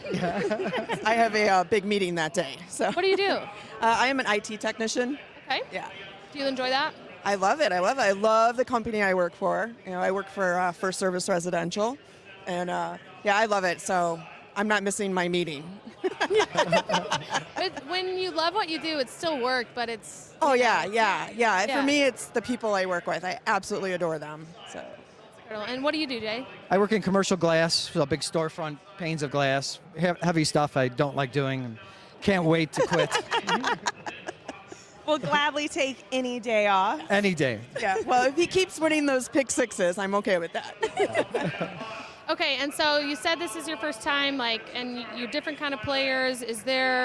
Did you guys meet handicapping? Is this something you just do for fun together? Like, how did that happen? We were introduced by a mutual friend because we love horse racing. Okay. And They both thought we had problems separately. yes. I mean, that's a whole long And, you know, story. Like, Hey, people, the community of us that love horses, there could be some validity to that. I don't know, it's a niche interest. and I could not be happier when I met him. And you got a bet I was here? seeing if Laurel went off yet. Oh. How many? Laurel's running. You have a bet in Laurel? Laurel's running right now, and my horse is in the lead. Okay, well, let's see if I can do this quickly. Let me try to get Laurel on the screen. Oh yeah, we could get this. Wait, here. Here we go. Oh no, I fell back to second. Greg, I tried to add the feed to the screen and it didn't work. Oh, there we go. All right, Laurel's on the. So you had which one? I had the one. She's fallen back. But she's still got some horse in her. In second, what, 10-1? But this is an example of kind of the races I was looking for today. These larger fields with and the one was a huge overlay going into the gate. Come on, stay up for second though. Possibly, yeah. Hey! Yes! You know what? A 10-1 in second place. Yeah. That's still like Great. $10, isn't it? Every little I'm on bit the board. helps the whole. Yeah, Right? yeah, Is what I always Positive say. numbers. You just got to keep going forward. So, what's your strategy? Have you played much yet? No, I like to play all the later stuff. Okay. I'm usually still sleeping now. Well, considering that Turfway's his track, I think he's holding some of those optionals for Turfway later. Yeah. Yeah. I'm trying to play all my Turfway, and then if I find a bomb in between now and then. Yeah. Okay, so you're locked in. It's so interesting. I think some people get overwhelmed with all the options, right? Because you can play so many tracks. So you're saying, no, I'm sticking to what I'm good at. Yep. Yeah. I'm staying the course. Yesterday I knew who I was betting, just at Oak Lawn, so I just was Oak Lawn heavy. For the last chance. Yes. How did you guys do in that? We both hit the board. I ended up with like $22, so I think I was in like, I don't know, 300 and something place. I don't know. Sure. Last time I looked, I was right around 100, but I didn't hit the last race, so I didn't even But bother looking. Yesterday was a very quiet day, though. Like, unlike today, we opened up with like 2 major long shots right away. Yesterday, I feel like it took a while for that to happen. It never happened. And yeah, I even think our winner, Michelle, ended up finishing with what, 100 and something? $106, I believe, and I don't know, don't totally hold me to this, but I heard that like the biggest paying horse was like a $22, $24 winner. There were no cap races in the 55 races offered yesterday, and like 22 is like, I mean, that's not much over. Was that like 14-1? Yeah, 12-1. Yeah. So I mean, that's not a lot, you know. It was a quiet day, so it was really interesting because usually I would say in these tournaments you don't have to worry about the leaderboard. You know the dollar amount you're going to need. It's always really the same. But yesterday that was not the case. Do you guys get caught up in following the leaderboard and targeting numbers, or do you just stay with your goal? I don't really start paying attention to the leaderboard until towards the end. Because that's really going to determine, if you've got 3-4 optionals left and your leaderboard number, someone's already up at that 160, which is really what we're going for, that's when you have to start asking yourself, okay, do I start after playing bombs now to get myself up the board, or am I still just going to try for slightly moving up the ladder and hope that tomorrow I do better? Right. For me, personally, I will probably really start looking for bombs then towards the end of the day. Yeah. So even though Turfway is his track, I'm going to save a few for You can for play Turfway. it. Yeah. There's no exclusivity on Turfway, I wouldn't say. Will you give her some tips? Like if you've got a really good line, will you say, hey, I like this one? And will Absolutely you, not. Yeah. That is so funny. Chrissy, when I messaged you about this, you said, my husband went in and I will show him no mercy. Exactly. And I was like, I love this dynamic. Yeah, no, he won't help me at all. No. Well, if he would you listen? No. Okay, yeah. She didn't need that anyway. Yeah. No, I mean, there are often times where we'll look at each other and be like, really, that's the horse you're going to go with, you know? And then when the horse wins, it's like, told ya. Someone gets shamed out of the room. Stupid. One of those. I know. I feel like, again, it's mostly nigging in a positive way of people just kind of like the group at the tables, right, is kind of where that community and everybody's so tight-knit where, you know, they'll talk a little smack to each other, but it's in a friendly way. There's really nobody, I've never seen, at least in here, somebody that is just, you know, talking smack for real to anybody else. But There should within be, the though. friends, I feel like that's missing. within the relationships, it's great to have that Some equal more hate talk. Is that Yes. what you're saying? We need- love to roast ratio. Yeah, well, we can't roast the horses, so we need to start roasting each other. Yeah. We love that, you know. I do hear roasting the jockeys sometimes, which I don't love, you know. Like, Yeah. well, I think, and I'm a degenerate gambler too, but you know, it's never your fault for making a bad pick. It's always like, oh, the jockey gave him a bad ride. What was he doing going 8 wide on the turn? Yeah. But you know, that's just part of it. I mean, if you've been in this room, if you're a handicapper, you know it. You know, we've always Anyone who watches sports, you know, my favorite is, you know, people who blew their knee out at, you know, 30 trying to play flag football with their buddies, the armchair expert on the game of like, Travis Kelce sucks. Why is he doing that? You know, I had more touchdowns could in high do school. that. Yeah, literally. It kind of gives me Uncle Rico vibes from Napoleon Dynamite, one of my all-time favorite movies, where he's like, I used to be able to throw pigskin over them mountains back in the day type energy. And again, I've never ridden a horse. I don't know that anyone else in here is a jockey, so I don't know. I can't talk about what I don't know. You've They seem ridden too a dangerous to horse, ride. just not in a race. Yeah, no. That's true.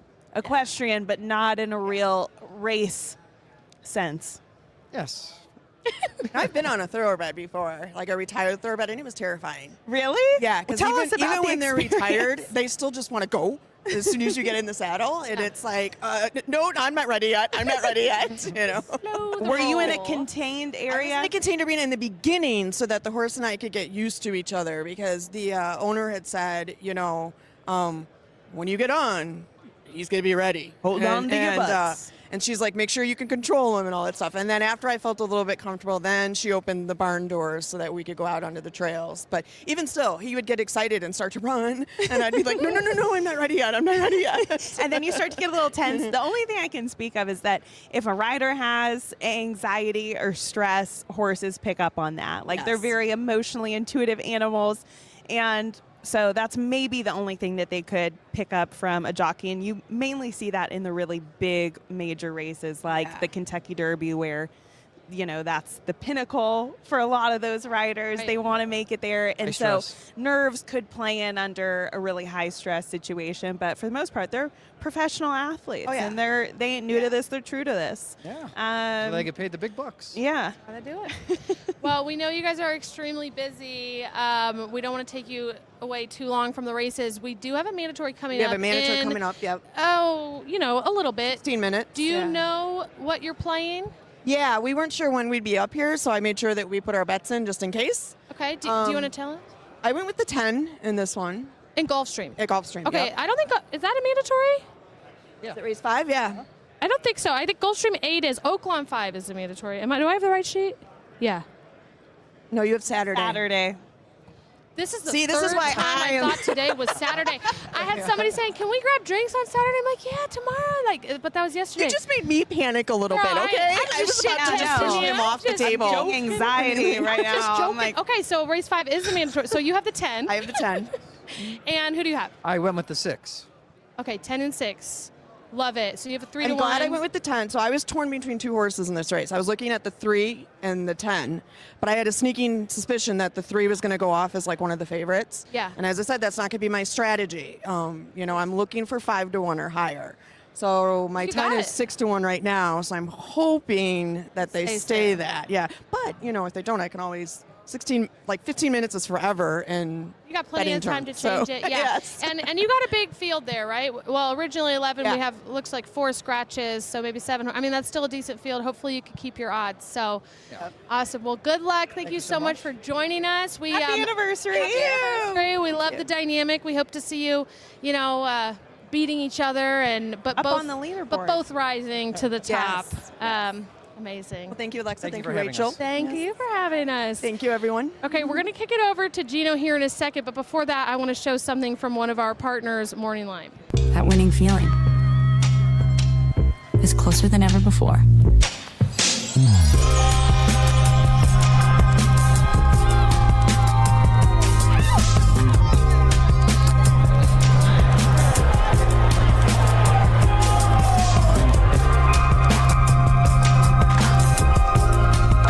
I'm now a racehorse owner.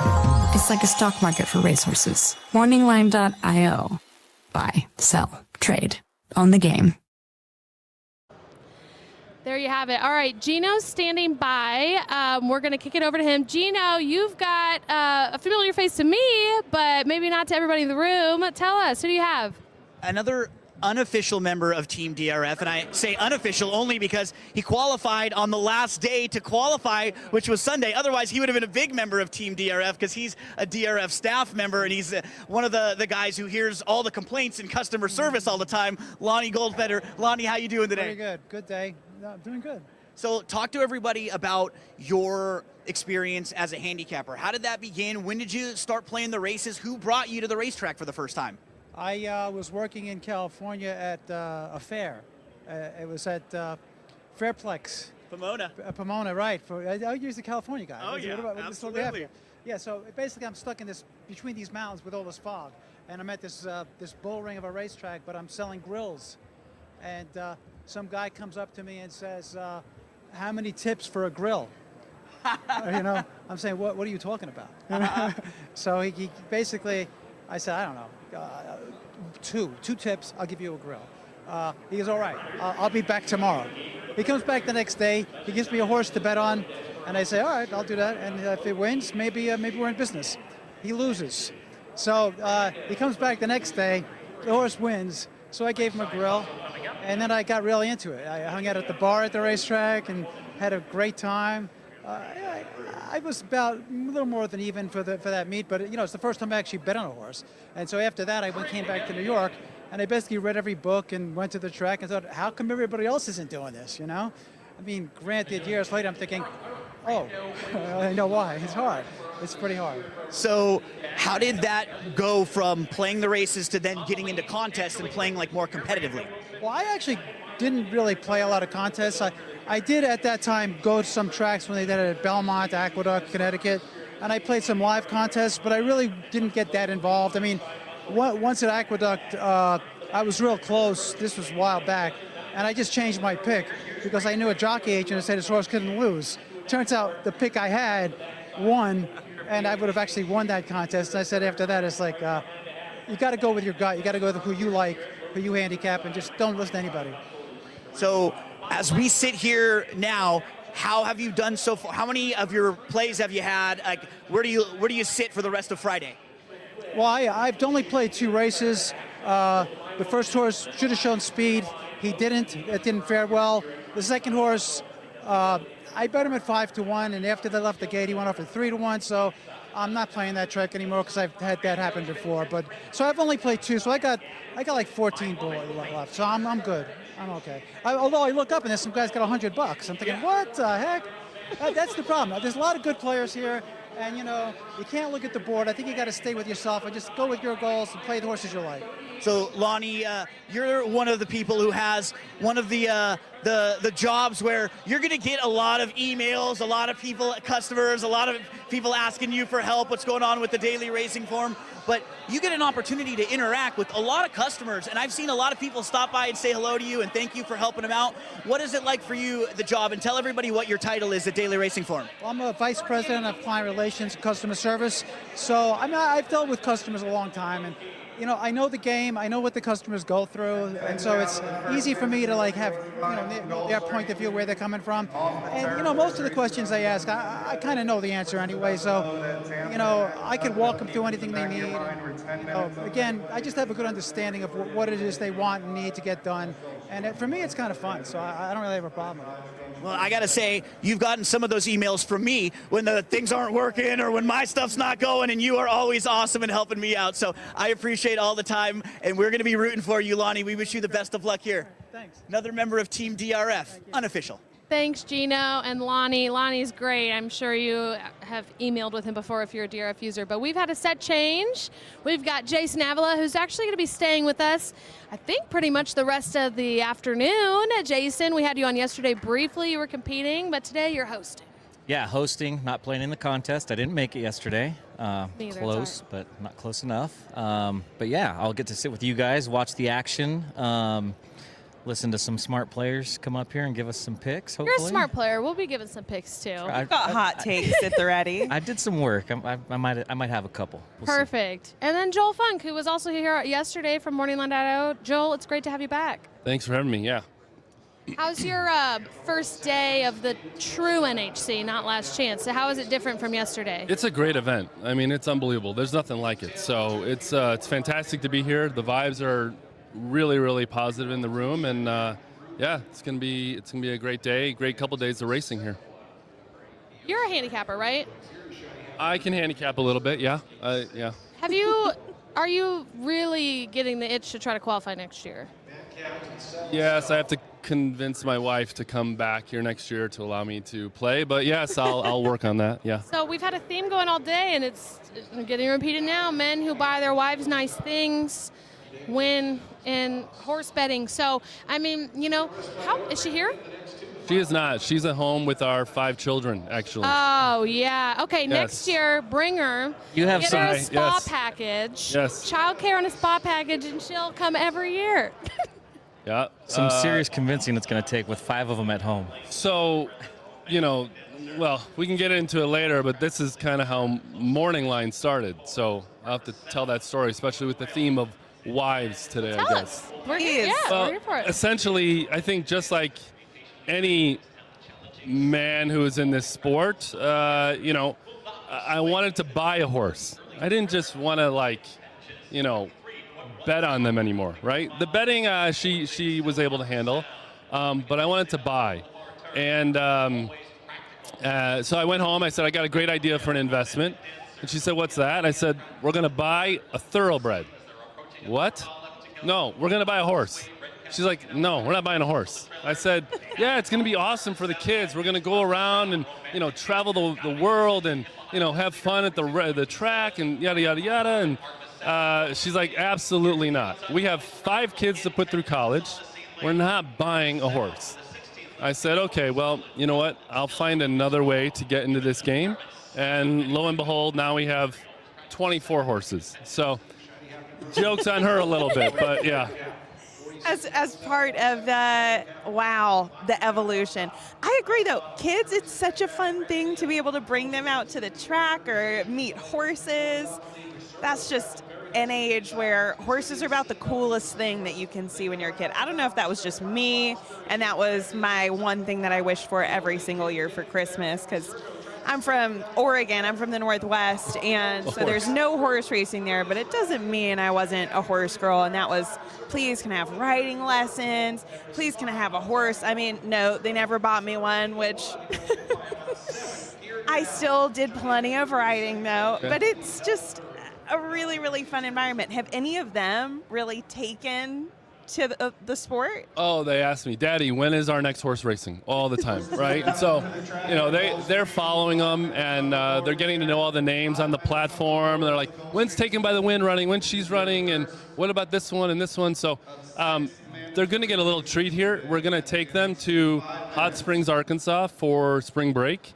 Nice. So all 5 of them are going to be there for Blackout Times run, hopefully, in the Arkansas Derby, and Taken by the Wind in the Fantasy. So it's a good time to go. And tell us a little more about those 2 horses, because those are both on the platform, right? They are, yeah, both of them. So trained by Kenny McPeak, which is a brand ambassador for Morning Line. Really appreciate everything he's doing for us. And And you know, Blackout Time ran a good 4th in the Rebel last time out, but he was coming off a 5-month layoff, so I think he needed the work.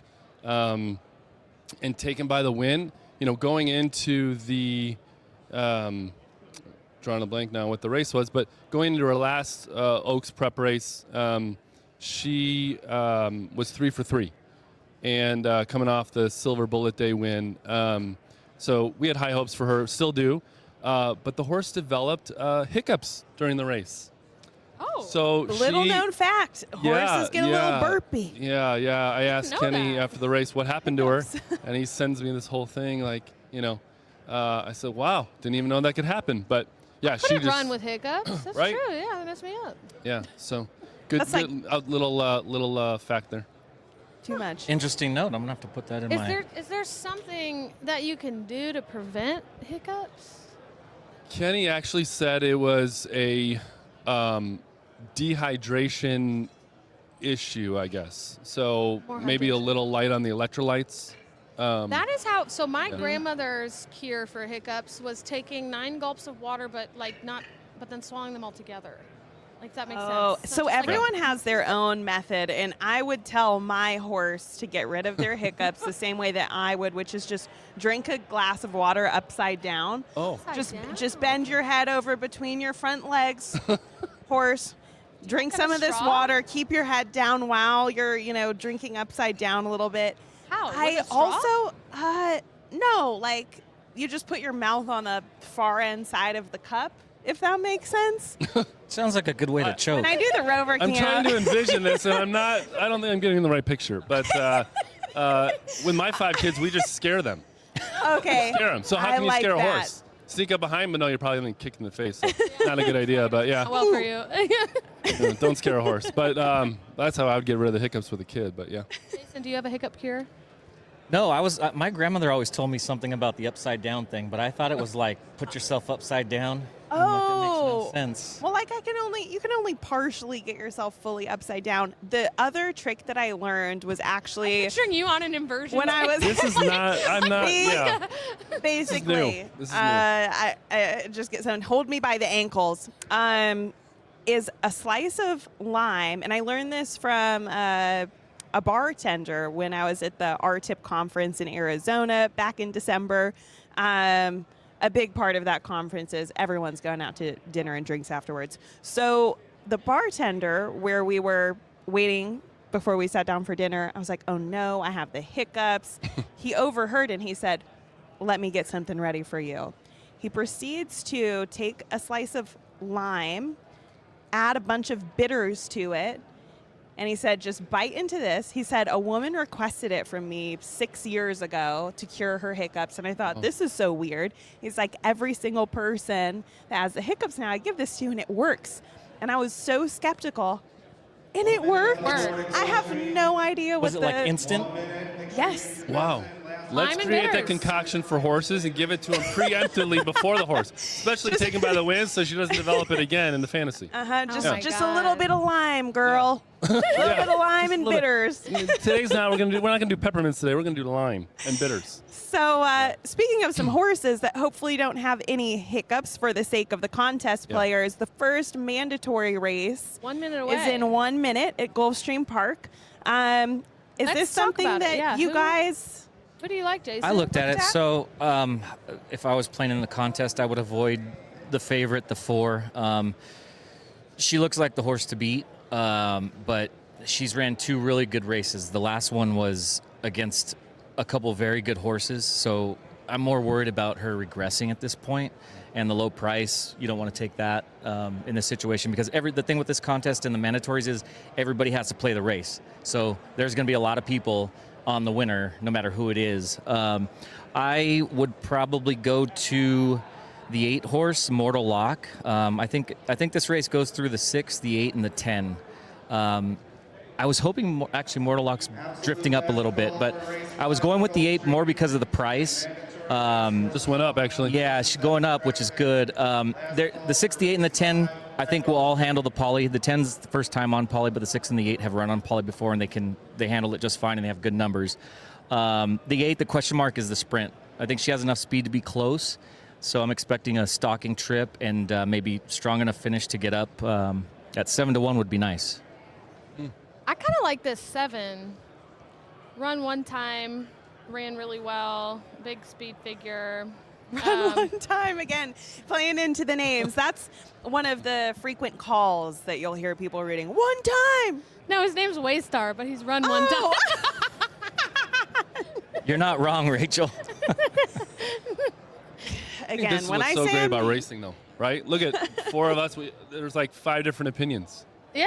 You know? And That's the Gulfstream is beauty of just it. like so hard. I mean, you know, props to the NTRA for picking these mandatories this year. They're tough races, which is the goal, right? We want to see the leaderboard shake up. We want to test skill. Oh, wow. Mike Yerksik has got another $2 and is now at $100.88 on the board. So James Lasowski is 75. After this mandatory race, we'll definitely give you guys a leaderboard update because if anything but the favorite comes in here, you know, the leaderboard will just do a 180, a loop-de-doo. And this is a race where you'll get the high energy. Everybody's going to be into it. So, you know, we've had some prices and stuff, and we've had a little bit of cheering, but this race will be, everybody's going to be going crazy. No matter who wins, they're all going to go wild. No matter what. And we've got Dan out there, too. So, Dan, be ready, too. If anything crazy happens in the room, we might throw the camera over to you during the race as well. I know you've got a guest for us after it. But yeah, 0 minutes to post with Gulfstream that could mean 10 minutes, you know, that we got some time. Do we know if Irad is riding today? He is off the weekend. I don't know when he's back, but I know he's off the weekend. Okay, and they're it's off post the time. turf today too, right? They're in the gate. Gulfstream. They're off the turf today too? Yes. Yeah. Yep. Which that's a big a shake-up for anyone who follows Gulfstream and Irad's relationship with Gulfstream. It's a great strategy to just bet him. He's always on live horses. I mean, he's good. He gets the best of the best. He's number one for a reason. Okay, quick reminder, Chrissy was on the 10. Jay, her husband. 8. 8. I like the 7. Jason. I'm on the 8. You're the 8. Wait, what was, Jay, Chrissy's husband. Joel. No, Chrissy's husband, the last guest. Do you remember who he was on? He had the long shot. I forget. I know 8? Chrissy was on the 10. Anyway, all right, we got some picks here. We're rooting for our people. Good luck, everybody, in this first mandatory. Ready for the NHC.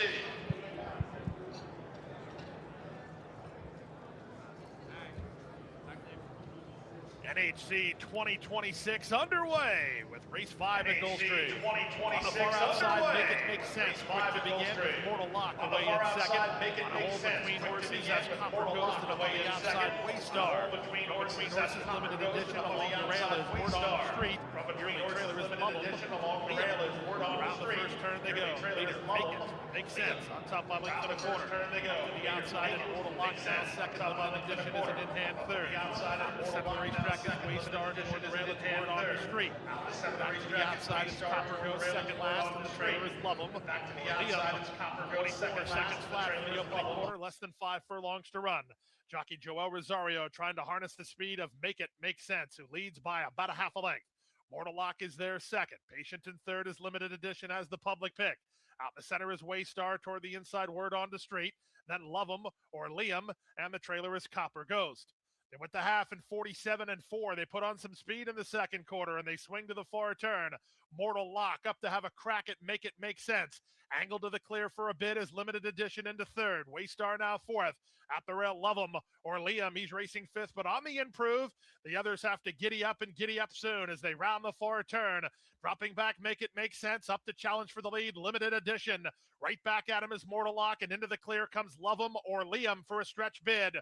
Off the turn in the stretch drive, Egan. He shakes Limited Edition up. He has to deal with Love 'em or Liam, who runs at him from the outside, and Love 'em or Liam has pounced forward to take the lead. Limited Edition fighting the good fight, but he's back to second. It's Bill Mott and Junior Alvarado. Love 'em or Liam in front. Second, Limited Edition. Third, Mortal Lock, and fourth is Waystar. So I know nobody is going to believe me, but the 3 is who I picked in my head. I'm not joking. That was the one where I was like, okay, I'm looking for it. I'm a sucker for a gray. And, I mean, if Irad's not riding, Junior Alvarado, always a strong pick at Gulfstream. And Horse finished well, 8 times the charm. Hey, your 8 was up there. Third place with got the a little 8. tired. Yeah, got a Beat little by tired. 7.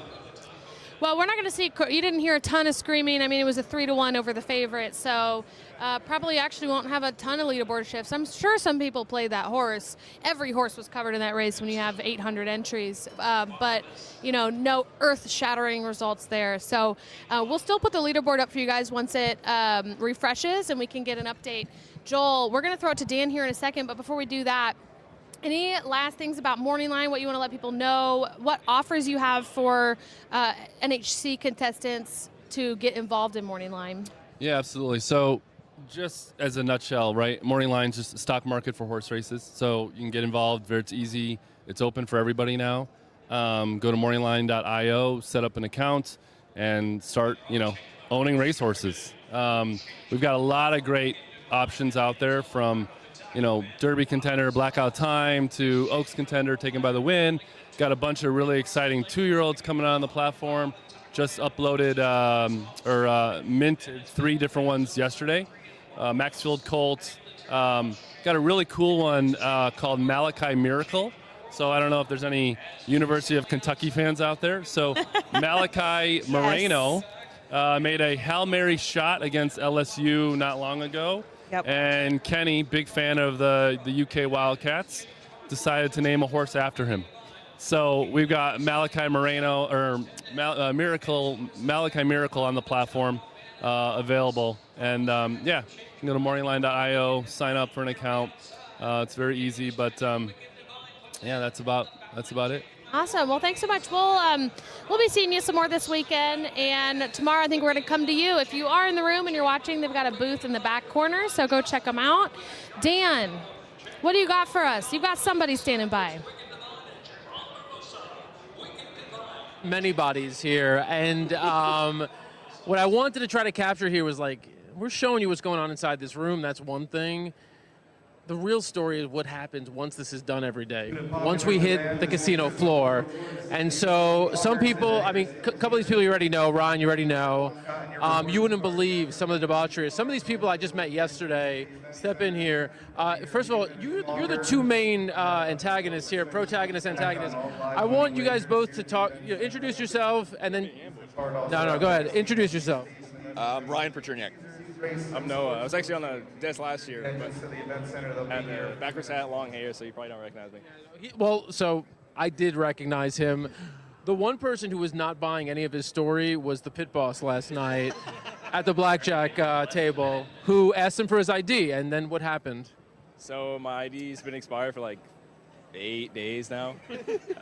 So I had to go upstairs and get my passport, which was definitely the first time I've ever done. You skipped a few steps here. You skipped a few things. We need the Your full ID one. was expired. What happened next? So I asked them if I could get my money back, because I lost probably $200 on a different table, and they didn't like that. So apparently there were some police that were downstairs while I was going to get it upstairs, but it worked out. I mean, I gave it all back anyway, so called it a night. That up to scare you. There were no police. Yeah, I was just trying to mess with you.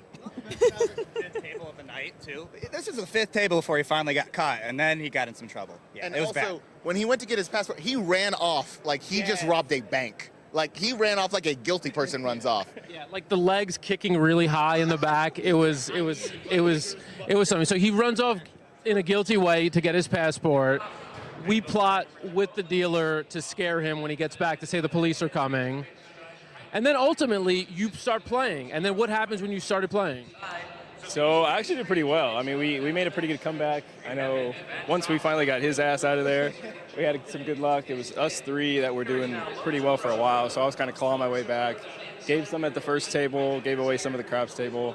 I think at that point, I had maybe been up about $100. This guy decides that he wants me to bet it all, and this guy didn't help any of that cause. So gave it away. What did they show? Ace. That was the first ace we saw all night. Ace comes up. I'm not an insurance guy, so I'm not going to do insurance. So you're build a stack, and he starts telling you. What did you start telling him once he started making money? I told him, just play one more hand, win or lose, let's go home. And then he lost. So, yeah.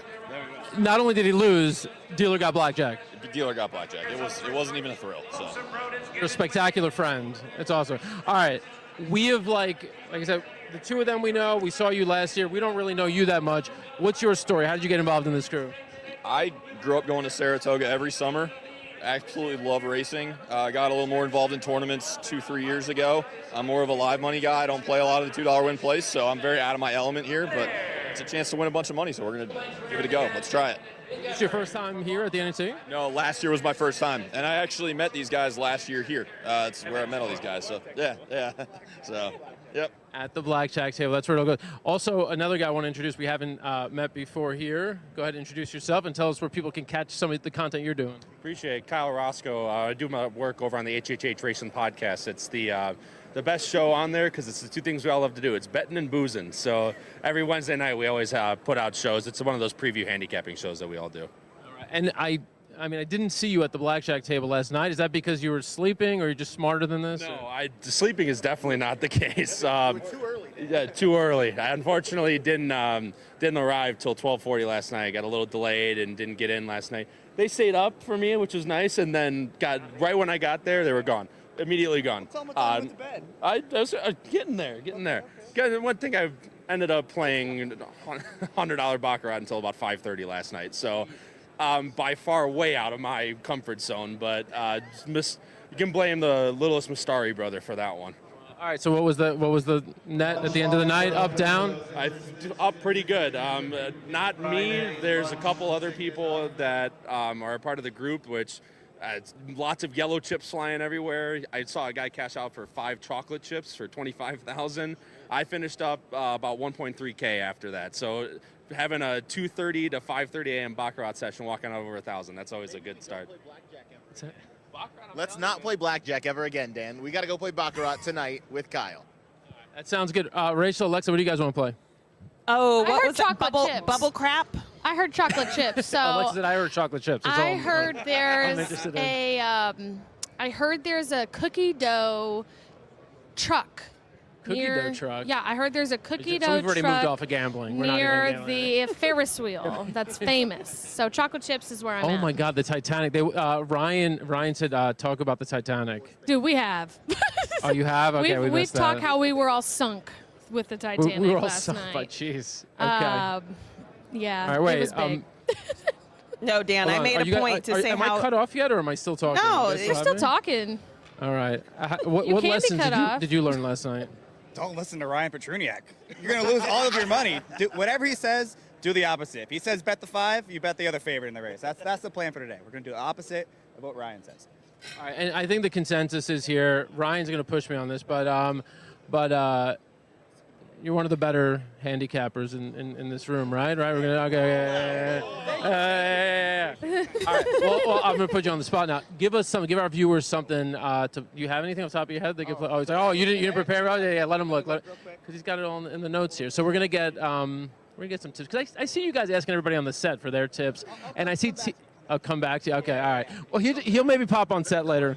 All right, we'll hold you to it. We want those picks. Oh, and Dan, be sure to alert Ryan that I alerted his wife and sent him. I sent her a little photo, and what she photo? said cheesing so hard. I took a picture of the feed and sent it along. Ryan? So yeah, Ryan's got some fans and some support. And Katie knows just how much money he's winning or losing.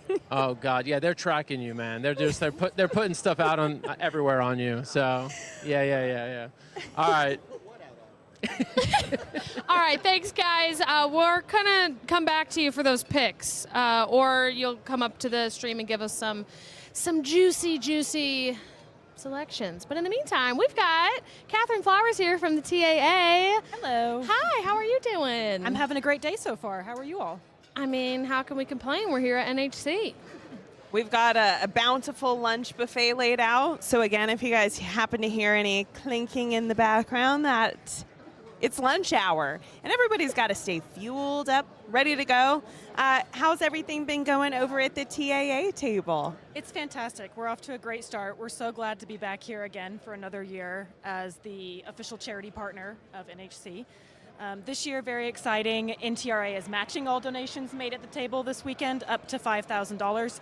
And so that's just really kicked off the generous spirit at the booth over there. So we have mentioned this before on the show, but just to say again, a lot of people in here, whether they're owners or not, or they strictly are horse players, a lot of philanthropy and giving back to causes like TAA that see these horses that basically make all of this possible through to the next stages of their career, which I love to see. Yeah, I mean, everyone is always so generous here every year. And like you said, the horses are what makes all this possible. And so it's always wonderful to give back to the horses again, make sure they're getting the next step of their journey when they're done racing, going to a second career, a new home, a retirement sanctuary, helping those with disabilities, whatever it might be. Just make sure they're set up for success in their next career. And for anyone who doesn't know what the TAA does, can you explain that? Yeah, absolutely. We are the national accrediting body for thoroughbred aftercare in North America. So we accredit organizations that take the horses in, that give them those new skill sets for their next career, or that give them permanent retirement. And we make sure that the organizations are operating with good business practices, make sure that they're taking good care of the horses. We inspect every one of their facilities every year, and then we provide them with grant funds directly from the racing industry. We're supported by every facet of the racing industry, so everyone's contributing to make sure these horses get set up for success. So right now we are supporting 86 organizations across North America, and we grant out about $4 million every year. That's fantastic. Catherine, on behalf of all horse players, I know we all love to help out, with the future of our race horses. And I know all of my friends, when we hit, scores, not even necessarily big scores, we always think about, hey, we're going to donate, we need to help out because we all love the animals. That's how I fell in love with this game, and they'll be, priority for me. So hopefully everybody else keeps helping out. And we appreciate it for Thank sure. you. Last year's winner was a big donator to you guys before he won, right? And then that continued? Yes, Dan Piazza is one of our great supporters. He's donated to us every year for multiple years now, and we were so thrilled when he won last year. We're hoping he can maybe go for a repeat this year. That'd be really exciting. First repeat winner. I know, it's hard to do. It's never happened. This tournament is so freaking difficult. Do you want a handicap when you're in here? You're not. I'm no good. I like to pick out the ones that'll make a good jumper in the future. Okay. Now, how do you select that? What attributes can a horse show you on the track or in the paddock where you're like, that is a show jumper, that's a dressage horse? It's probably similar to the way people evaluate them for racing, but just based on their movement and their conformation, different horses' movements might go well into different disciplines. But the ones that really float across the track with nice big trot stride might be really great for dressage in the future and things like that. Is the mind important with dressage? Yeah, I mean, you have to have one that likes to go in circles a lot for dressage. For sure. Different personality types like different disciplines. Yeah. The thoroughbreds, we've seen a big increase in them going into equine-assisted learning recently, and you have to have the right personality type for that too. But thoroughbreds love people so much that they've really enjoyed partnering with people with disabilities, with people going through rehab, just helping people gain confidence in themselves again. So. Equine-assisted learning, I love that. I'm curious, what got you involved in racing and aftercare? How did you get here? I grew up doing hunter jumpers and always rode off-track thoroughbreds at the barn that I rode at, and so I just fell in love with them as a breed. So then when I went to college, I moved to Kentucky to be with the horses, horse capital of the world, and learned how to train horses there for other disciplines, and got an internship with the Secretariat Center, which is one of TAA's accredited organizations. At the horse park, At the horse park, yep, in Lexington, Kentucky. I worked there for 8 years. It was a great time, and then moved into the role with Thoroughbred Aftercare Alliance. So. I'm curious because I feel like I surely didn't know coming into this sport with no horse background, and a lot of handicappers, they're not necessarily horse people, right? So when you say you fell in love with the breed, what sets the thoroughbred breed apart? How is it different from a different kind of breed of horse? Can you share any insights on that? Sure. I think they're just so smart. and athletic. I mean, they're really America's horse. They've been bred to be so athletic that athleticism that they use in racing translates to all sorts of different disciplines too. So it's really fun to work with them because they're so talented, they're so quick, they pick up new skill sets very quick. And like I said, they love people, so they want to work, they want to please. It makes it really fun. Truly. They're, you know, in other sports, or if you're raising quarter horses or, I don't know, any other breed, I'm telling you, no one has more hands on them and constant human attention and interaction From the moment they're born. than a thoroughbred. They are immediately, you know, a part of the mix on the farm. You know, you don't just set them out and forget about them. It's constant daily care and checking on them and nurturing them. And man, like, especially any foals that need any extra attention from people when they're young, look out. Like, they are going to be the brat that is asking for all of the peppermints, demanding the attention. It's crazy at such a young age. These fresh baby horses are already developing these personalities. Oh, big personalities. So I heard a Big cool story last night at dinner, actually, kind of along those lines. So a friend had a friend that had worked with Henny Hughes, great, brilliant racehorse, and this person raised Henny Hughes, and so this was like maybe 3 years later. She wanted to go see Henny Hughes at the barn, at the racetrack. So my friend took her there, and the foreman says, you know, be careful. He's a handful. He'll bite you. Like, he's aggressive, very aggressive. And they went over there, and she smooched at him, and he knew instantly that it was her, and he came and put his head in her arms. And the foreman was just like blown away. They were just like, oh my God. Like, they're smart. They're super smart. They remember people. Oh, yeah. They really That's do. awesome. What that makes me think of is obviously one of the most remarkable stories in horse racing over the past couple years was with Cody's Wish and Cody Dorman. And again, it was one of those you can't explain it type situations of a horse that just intuitively knew something and saw something that, you know, transcended logical sense, you know. And I still get chills thinking about it. Me but too. just the human horse connection that is especially associated with some of the greats in the game. Yeah, for sure. And we've seen that countless times as well, just from stories of people saying they had this racehorse at a track that was quite high-strung, and then somebody would come into the barn with a wheelchair or something, and the horse just calms down immediately. They know, they sense, and they connect with people on a spiritual level, I guess I could say. Yeah, and that's one of the things that you mentioned, right, is the equine-assisted therapies. For someone that doesn't know what that is or looks like, can you elaborate? Yeah, I'm no expert by any means because I haven't been on the direct in-person side of things on that side, but it is really fascinating to see. The horses are so good. It started with horses being used for people with disabilities, because when you're riding a horse, it simulates the same muscles and movement as walking. So it's really good for that side of things. And then people started using the horses' connections for working with veterans and programs like that, because horses in general just have such a deep way of connecting to us, like we were talking about. It really helps everybody open up and deal with past trauma and just find balance in themselves again. And to that point, I would love to touch on and briefly shout out the Stable Recovery Program, which was all started at Tailor Made Farm, and now it's growing and expanding.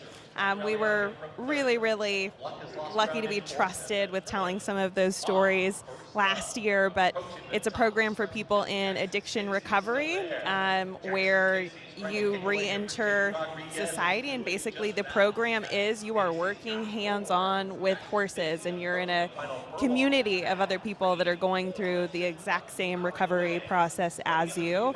And hearing the stories of how horses were so integral in them getting sober and staying sober, and kind of like a reason and a why, and knowing you can't strong arm a horse, you can't get them to do anything that they don't want to do. Like, your emotions impact and affect the environment that you are working in. And it's just been incredible to see the turnaround and the success rate of that program. So, and similarly, Thoroughbred Retirement Foundation runs programs at a variety of prisons across the country, and it's the same idea. They work with the horses directly while they're in prison, and then they have skill sets to go on to a new career once they're released, but it's the same connection of building that confidence with horses and getting their life back on track. And then, yeah. It's just one of the many things that, again, the fantastic and important work TAA does that is, again, funded by many of the generous people within this room, the NTRA, and we wouldn't have anything that exists on the track or in racing without the horses, so we appreciate you all always looking out for them. Yeah, well, thank you for all the support, and thanks to everybody here for all the support. We really appreciate it, and the horses do too.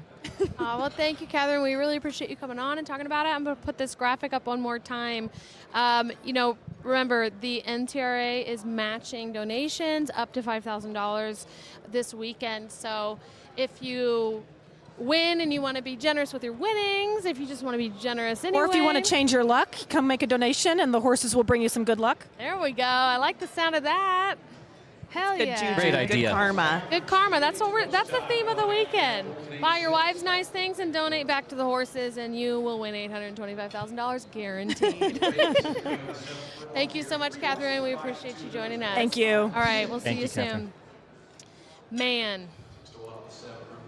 TAA, incredible. I mean, Rachel, is it fair for me to talk about our potential autism campaign? Is that too early? Sure, give a little teaser. Well, at America's Best Racing, we like to every year have some project that's a little larger than life, right? Like you were talking about stable recovery, because this industry is so incredible. Yeah, there's gambling and there's fun and there's travel and there's the Triple Crown, but also the horse racing just changes lives in so many ways. And so last year we really focused on stable recovery in that program. And this year we're hoping to focus on autism and racing. There's actually a lot of people in the racing community, some track announcers, some photographers all over where, maybe there's their hyperfixation that they need has become racing. And so we really want to shine a light on those people and show how racing is such a cool place and a safe place for people to be involved in. Exactly, and explore the interest, be a part of it, and look, if you have a niche interest in anything, there's a million avenues to explore in horse racing, whether that is on the farm, in the breeding, in the production side, or the sales, or gambling, or playing in contests, or owning, exercise riding, like track announcers. There are a million things and avenues to explore and go down. So we're looking forward to featuring and exploring some more of those pathways this year. So more to come on that. Follow our That's the teaser. channels. Yeah, follow all of our social channels. You'll be seeing some stuff. All right, let's get a leaderboard update. Let's see what has happened here. I'm trying to see. It's too small. When was that last updated? Maybe 6 or 7 minutes ago? It was updated 12:15. 12:15. Okay, so 7 minutes. So fairly recent. We still have Mike Yurtsik, who is sitting at $100 in the lead. James Lisowski has moved up. That's a name, if you play online, you see all the time. Craig Hom in 4th place, another name that I know I have cursed when he's beat me a million times. I'm trying to see if there's anybody else that at least I know. Michael Mulvihill, oh, he's in 200. We got the scrolling board on the side. But if you go to NTRA.com, you can find the leaderboard and actually search it. So it's searchable, which is cool. If you have a family member or a friend here, you can kind of track where they are and how they're doing throughout the day. It's fun, and it's ever-changing, ever-evolving. Again, just kind of a status update. When is the next mandatory? Next mandatory is Fairgrounds Race 6 at 1:15. So we got about another hour until that. Some space, some breathing room now as the day is early and young. However, there haven't been any major long shots winning any races today, whether it was a mandatory or an optional. So the leaderboard hasn't changed a ton in the past hour or Not so. recently. But I the think day is young. Early on, there were a couple big ones that I saw a number of people with like 40, 50 bucks on the board early on. So I think there was a couple prices, but I'm trying to get the attention here of our next guest. The leader, Mike Yerzik, caught the 2 prices early, so he's pulled away early on. Caught a flyer. Yeah, for real. I mean, No. if he can maintain that momentum, even if he has a bad day, like if he can get another. Wait, I want to see. So if you look at the leaderboard again, it's really small on my screen, but right next to the name is the mandatory. So everybody will have 1 mandatory done because there's only been 1, and then optionals. So wow, he actually has played 9 optionals, which is quite a few to get to that point. You see like Raymond Sains in 3rd place has only played 2 optionals. Oh, wow. So Raymond is actually probably in a bit better like game theory like position right now because he's got a lot more bullets to fire at this than Mike does for the rest of the day. But still, most people in this room are targeting around $100 a day, so Mike is sitting pretty. You said there's 16 plays?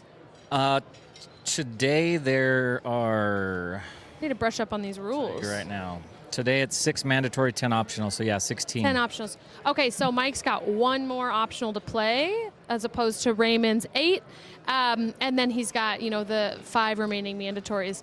But we're joined here by Rob Conway from Railbirds. Hey, how's it going? Great. How are you doing? Doing okay. You guys were trying to get me on here, and I was looking at the DRF. I'm 2 for 2 right now. I just got here, and I'm 2 for 2. Oh. Man, you should be Liam, playing. whatever the Liam, what, in the 3 in the mandatory? Yeah? Rachel like that. Yes, again, I thought it in my head, She didn't so I speak need up. to say it with my words. Right.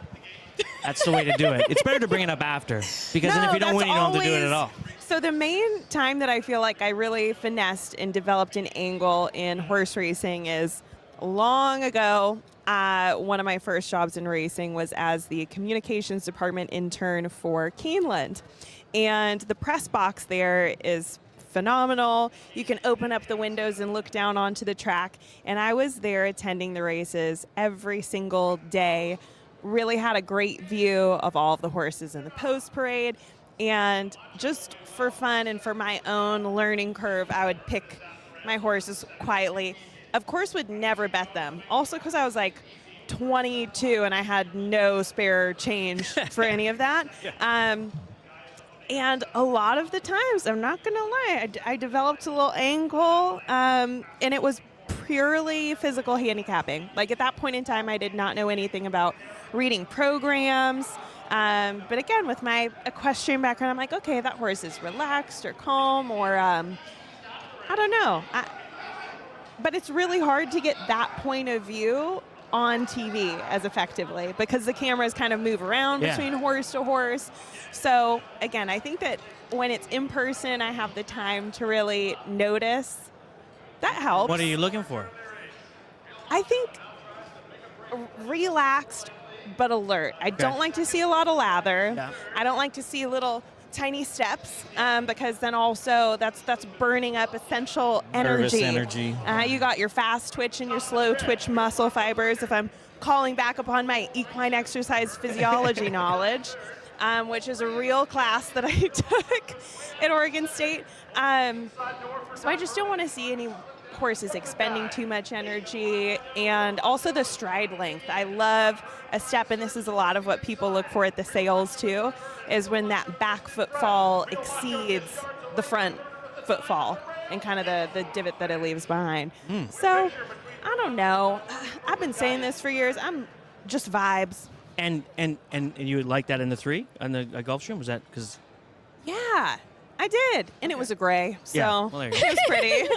I'm taking notes, Rachel. I just like the fact it was off, right? So the other horses ran well on grass, but that was a dirt horse, and I think they were on synthetic. But anyway, it doesn't matter. It was switched up. So A win is a win. Yeah, and then I had the favorite 6-all with Jackson's Dixie or whatever in that Are So- you in the tournament? No. Is this your first time at the NHC? This is my first time here. This is fantastic. We were here yesterday with Krabs from Book It, and we had a great time at the First Chance, Last Chance. And yeah, he was super impressed. I've been super impressed. I mean, this atmosphere here, everyone's like just so invested in what's going on, and obviously there's lots to be playing for, but even just the passion for the sport and everything that you're seeing, and the wagering side of it, it's a lot of fun. I had not any idea what to expect, and I've been blown away, to be honest. So are you going to be trying next year to qualify in? Well, I have tried online in a few and did not win, but yeah, next year if I'm lucky enough to come and maybe fire up, if I haven't already qualified online, I'll fire the 600 or whatever it Like was. this. And we didn't mention this off the top, however, from Canada. That's right. Hailing in from Canada, and Railbirds, which is essentially so America's Best Racing. We're really focused on getting in new fans and engaging in new fans through a variety of different pathways in horse racing. Railbirds really drills down into the better and trying to engage and energize some new people that want to bet on horse races, that bet on other things. We focus a lot on the sports bettor that currently already is, into gambling, and you're just looking at somebody who enjoys maybe NFL or NHL, and you're looking at trying to get them in realizing what's going on. And a lot of people that gamble, they're always looking for a little bit of action. And as you know, there's a horse running somewhere all the time. And instead of just firing your last $20 down on blackjack, why don't you check in the online casino? Why don't you check out a horse race? And look, if you go to a track and you spend the day there, especially on a big day like the Derby or up in Canada or King's Plate and stuff like that, it's a different thing. I mean, that experience is awesome, but we're also looking at just a casual sports bettor that's looking for some fun. And you can watch all the races. They're always available to you. And, quite frankly, when you look at, you're looking at a future bet on the Chiefs this year to win the Super Bowl, you can get that odd right now and be done in 2 minutes instead of waiting, 6 months to find out if you win. There's just so much options, and there's a lot of action, and I think it's a lot of fun. Greatest gambling game in the world. I agree. Greatest gambling game in the world. And this is the place. So I've been here probably the last, 6-7 years. It's hard as a serious horse player that I want to compete and I want to play in this thing. Yeah. So the first year I came here when I didn't qualify, it was hard because I was like, so FOMO. competitive, FOMO. Yeah. But I realized that there's a lot of smart horse players here. There's a lot of smart handicappers, and then there's a lot of smart gamblers. And you need those two to be successful. And this is the place. If you're a newbie, you come here, you're going to get an education in 3 days that could take you years. So I know you guys were talking about Michelle Mount earlier, who won the First Chance, Last Chance yesterday. She's around racing, but I heard that she was more of a numbers, colors type wagerer. And yesterday yesterday she decides to open the form, and she said, I'm just going to pick who I think is going to win. And she picked, I think, 10 winners. She was and on so 10 winners? Yeah. Vibes. And the girl who won $30,000 was betting on Vibes. And she wasn't, a Rachel, serious so you need to buy in next year. person like us. So it's possible. If you're a beginner, it's possible. That's some great insight. Yeah. A good insider scoop. I had not heard that. And there's Might a have lot of actually tools out spoke there too too. soon, but- There's a lot of tools out there if you are new. I know we're promoting on this show DRF Newbie as a product out there, but Equibase also has a product for newbies where it's just dumbed down is not the right word. It's simplified. It's taking away some, because the form is really overwhelming. There's so many data points. So whittling that down into the top 5 to 10 data points that you can make an educated decision on. And then if you really love it and you want to dive in and learn more and graduate to the old form, that's fine. But if not, that's totally cool too. You can stick with these more simplified versions. Absolutely, and I think for a casual sports bettor, they want information. But we were talking about it last night, and the form in some ways is like if you want to bet on Connor McDavid to score a goal and you have every shift he's done for the last 10 games. It's a lot to consume, right? Like, why do I need to know what shift he had for 45 seconds? But the information is very valuable to like these top end players, and like you said, there's data points that they like that they're going to focus on. But we try and simplify that to just be like, look, this horse could win because of X, Y, and Z, and this is the one stat why we like it. And I think that's enough if you think about a sports bettor, like, what's the team's record at home? What's the team's record against that team? Just simpler stuff than that, than necessarily like, what's the late kick and, what was the final furlong in the last race? That's a bit much for a casual sports bettor. So that's kind of the angles we're looking at. And like Alexa said, there's a lot of products out there. Or you can just go into ChatGPT apparently and say who's going to win. Well, that didn't work out great for Dan. I mean, it did not work. I would be really curious to hear from all of you guys up here what that one thing is to focus in on. If there's one thing to pay attention to versus dissecting the entire program or all of the information in front of you, or If I race could replays, only what look would at that be? One thing, have to choose, gun to my head, speed figures. Yeah, for me, yeah. And those are, highlighted in the form, like right in the middle. Every time a horse runs, they are assigned a speed figure. So that is like kind of a standardized way to assess their performance and how they're doing, if they're getting better, if they're getting worse, if they're kind of like even keel, stalling out, like that can, give you an idea. It's a stat that does a nice job of kind of like, just if all things remain equal, if this horse runs that again against that horse that ran this, I kind of look at like WAR in baseball, like Shohei Ohtani is a 10 WAR baseball player, which means if you put him on a team based on his stats and the way he plays, he would get you 10 more wins. And you can kind of allocate it across all players. Some are negative WAR players, some are 3, 4, 5. So like an 85 versus a 75, I don't know what the race was, but there's an algorithm in the Beyer speed figure that figured out that if everything was the same between the two races, at least that's how I interpret it, that horse ran better. Even though he might have run 5th in that race and the horse won the last one, I know based on this algorithm, and I feel like I can trust, that if he ran the same race, 85, even though he came 5th against that last race, he would have won. That's kind of So it's the same for you. So Alexa's voted speed figures. Is it the same If I didn't here? do that, it would be horses dropping. I like that too. Going down in class. Yeah. So that the main thing to look at in the program is what, going from a stakes, dropping down to maybe an allowance. Yeah. What about you? Speed figures are probably top for me. So I like now. I think I talked about this yesterday or the other day, but there's so many different speed figures now. Back in the day, there was only one, maybe two. It was Beyer and the Sheets. There's so many now, so you kind of know, at least what I figure is most people are going to be using the racing form. So I use the racing form, but I kind of look to see where my speed figures differ from the racing form, and that's where I'll really attack something, because if I have my own personal speed figures that don't line up with the racing form, then that's where I'll start digging deeper. So then I'll watch the replays, I'll look at the competition, I'll look at all the stuff and try to figure out why is the speed figure discrepancy so big, and then go from there. But speed figures are, that's the easiest the thing. consensus here, honestly, it seems like. Can I ask a question? Sure. What would be the one stat you think is you throw away immediately? Or stat or anything in the program. I'll tell you mine right out of the bat, because it affects me every time, and I cannot stop looking at it. It's a morning line. I don't know. I wish. Yeah. I wish we could do away with it. I really do. It's an old practice. Back in the day, the bookies used to write on chalkboards, and they had to put the morning line. Yeah. I wish they'd do away with it. Yeah, because every time I'm like, I like this horse, and I'm like, 40-1, what am I missing? And it's my opinion and another person's opinion, and probably that person has a bit more experience than I do, but still it does throw me off every time. You can't let it, I will say I like looking at it, but I try not to make a decision on it. I like having an idea of what the horse's odds might be so that I can try to find prices. Yeah. It can be wrong, obviously. Sure. But I don't get scared away from a horse I like because it's 20-1. I'm like, oh, yay, I found one I like that's 20-1. So I encourage everybody not to get scared away from their favorite horses. We do have Gino standing by with a guest, but before we let you go, Rob, we're so happy to partner with Railbirds, have you guys out here.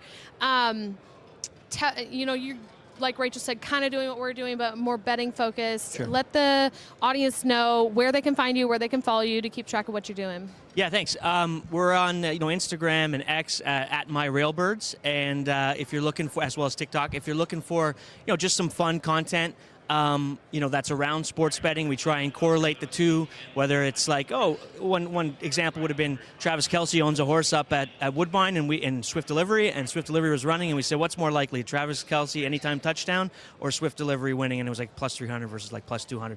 I don't think either of them actually cashed. But regardless, this is the type of content we're going to have. You can relate to it a bit more. Also just fun horse betting adjacent content as well.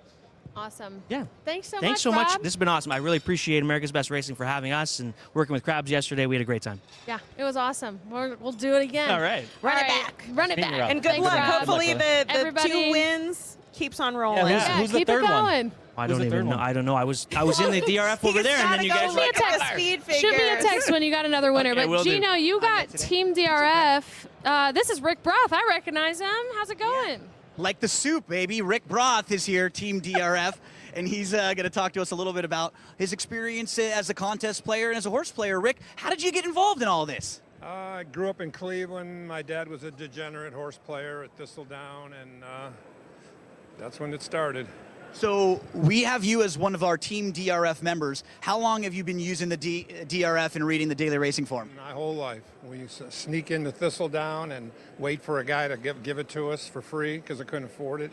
And I do miss the old Woodbine full paper. I wish you guys would come back with it, but I know it's not happening. So now I have to print it. My printing bill is astronomical because now there's ads for. And see that black ink there? See how that black ink is? That black ink is it's like $20 every time I do it. So he knows the DRF. We definitely know that Rick does. Rick, what are some of the things that you're looking for when you're handicapping the races? You have any particular angles, or are you kind of looking at each race individually? What stuff jumps out for you? There's a million things. I actually been working on a book for 40 years, and I finished the book, and I have a chapter on handicapping, and for $10, you'll be able to get it to everybody in the room. Awesome. Now, when did the handicapping start and become more into the contest play? Probably 10, 15 years ago. I did get lucky. The one year Jim Goodman called me from Keeneland. I won the Keeneland tournament, and I won a free tournament. And he goes, Rick, you won the first half of the NHC tour. And I said, what the hell's that? And he goes, you got 10 grand. And anyway, so then I got into it, and ever since. Awesome. Well, we're going to be rooting for you. We hope to see that name jumping up the leaderboard. How have you had so far today? How many of your bets have you had, and how many do you have left? I've only made a few, so still a lot of time. Yeah, still got some bullets. And how many times have you been to the NHC before? My 11th. Last year I got my 10th loser award. So 10-time loser. They give you a T-shirt to send home, right? I got an award, a 10-time loser award. Left ear with the mic. Well, Rick, we're going to be rooting for you. We hope 11th time is the lucky charm. Thank you so much for your time, and best of luck. That's Rick Broth, Team DRF. We'll keep checking in with a couple more members of Team DRF. I love that. Hopefully he can add a 41st chapter to this book of NHC. I can't believe 40 years writing a book, one chapter on handicapping. Come on now. We've got one in another about the NHC. Yes, I'll do a little tease here too. We got another author coming up who has a handicapping book as well. But in the meantime, we've been joined by Noel Michaels. Noel, how's it going? Good. It's good to be here with you guys. It's good to be here another year at NHC. I know. Can't believe it. Yeah. How many have you been to? This makes 24 out of the 27. Wow. Impressive. Yeah, I was at the first ones, but during those, I missed 3 somewhere in there. I don't even remember when. Maybe during the COVID years. The COVID years, it got a little funky. Yeah, I was here for those actually, but yeah, there's a long, great history that predates this place, Treasure Island, the Red Rock Casino. Oh, I wasn't. MGM Grand was the first I one. have been to the Treasure Island, which I will say, a little shade. This is an upgrade. That just makes me think of Miss Congeniality. Yes. Oh, I God, can't I love that show. think of Treasure Island without thinking of Miss Congeniality. Surely you fellas know what I'm talking about. I do not. What? Don't call me Shirley. Oh my God! Come on now. She dives off the boat to save. Yeah, it's in the whole pirate theme. It's Miss Congeniality 2. Oh, that's the second one? Yeah. Miss Congeniality 1 is the actual pageant. The But Miss pageant. Congeniality 2 is the Vegas. And you guys now have homework on your flights home because I have seen them on there if you fly Delta. They at least used to be. Do I have to watch 1 to watch 2, or can I just watch 2? You could just watch 2. Okay. But 1 is good, but 2 is better. It was pinnacle of the Treasure Island culture. Noel is one of the phenomenal contributors who writes a lot of our great content on americasbestracing.net. part of a great team of people that take handicapping insights and kind of boil them down to terms that I can understand. So what strategy have you been using here? Betting on some races? Me personally, or Yeah. with the tournament? Well, I just hit it in exacta, so I was happy about that. I'm flying high as I come up to the podium here. But you know, we were here for the last chance yesterday, which was really amazing because we had 55 races in the last chance tournament yesterday. The highest priced winner out of those 55 races was like $22. And the second highest was in the last race of the tournament, which was $19, right? As soon as we walk into the room today, you had two winners right off the bat at Colonial and Laurel that blew away anything that happened yesterday. And it turns out one guy had both of those winners, shot up the leaderboard. And so we're off and running today. A lot of good prices everywhere. And Friday's a day where that doesn't always happen. You know, Saturday's the day where usually all hell breaks loose with the scores and everything. Friday could be hit or miss, but this day today has been fantastic with great prices and good races everywhere. I can literally feel the energy radiating off of you. This is kind of your Super Bowl. Yeah, I guess so. I mean, it was. I'm a little bit of a has-been, I think. You know, when you stick around something too long, you know, a new batch comes up and replaces you. But so, you know, yeah, I'm like the grand old guy of the tournament, even though I'm not that old yet. Qualifying over 20 times, that's legend. That's legendary status. That's. But I haven't qualified all those years. I've been here all those years, but not qualified. Are you qualified this year? No. You no. tried yesterday. I was in the last chance, and I am going to tell everybody out there and you guys, like, I took the badge of honor yesterday. I took the true badge of honor. 0. Oh, wow. So, for anyone that was following Dan on the leaderboard yesterday, he rounded out with a cool $5. And then at the mixer last night, Noel came up and he was talking about this badge of honor, and I love that. That's usually Well, we used to say that, you know, if you can't win or if you can't cash in a tournament, get a 0, because at least it means that you played the right way. You know, like you weren't plugging along on like 5-2 shots. You know, you were sending it in. You know, it's easy to go 0 for 11 when every horse you bet's 20-1, right? So you're playing the right way. It just wasn't my day. You know, taking that's swings. all. Yeah. Hey, I like. No regrets. We got to give it our best shot, and it's a tough tournament. The perspective, and I mean, Noel, you're maybe one of the most interesting people on the team at America's Best Racing. So in January of this year, we always do multiple days of strategic planning meetings where I like to bring everyone together. We're going to dig into what the year ahead looks like. And we're zooming in remote from where and doing what exactly for all of those meetings. We were like, what are you doing joining these calls? And you're like, I'm dedicated, I'm in. Well, if I happen to look tan right now, it's because I've been joining the meetings from down in Merida, Yucatan, Mexico, where I have been based this winter. Not for horse racing purposes, but just for other work. But yeah, I mean, it's been a pleasure for me to look at the weather forecast in the United States every day this winter and watch every snowstorm like pummel all of you guys. Oh, and, you know, you're wearing shorts and sandals. I was wearing shorts in here yesterday, yeah, but actually when I packed for this trip, I had to find some of my clothes that I had to find this jacket and, you know, where my pants were because I had lost them. And you were doing tour guiding? Yeah.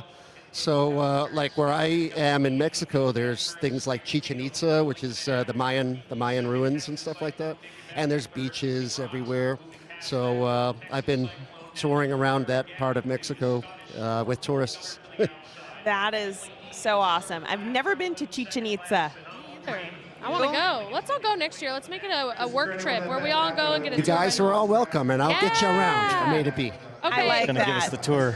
We've got to make it happen. Noel, you write a lot of awesome handicapping content for us. So I'm curious, putting you on the spot here, do you have an insight with Aqueduct Race 6?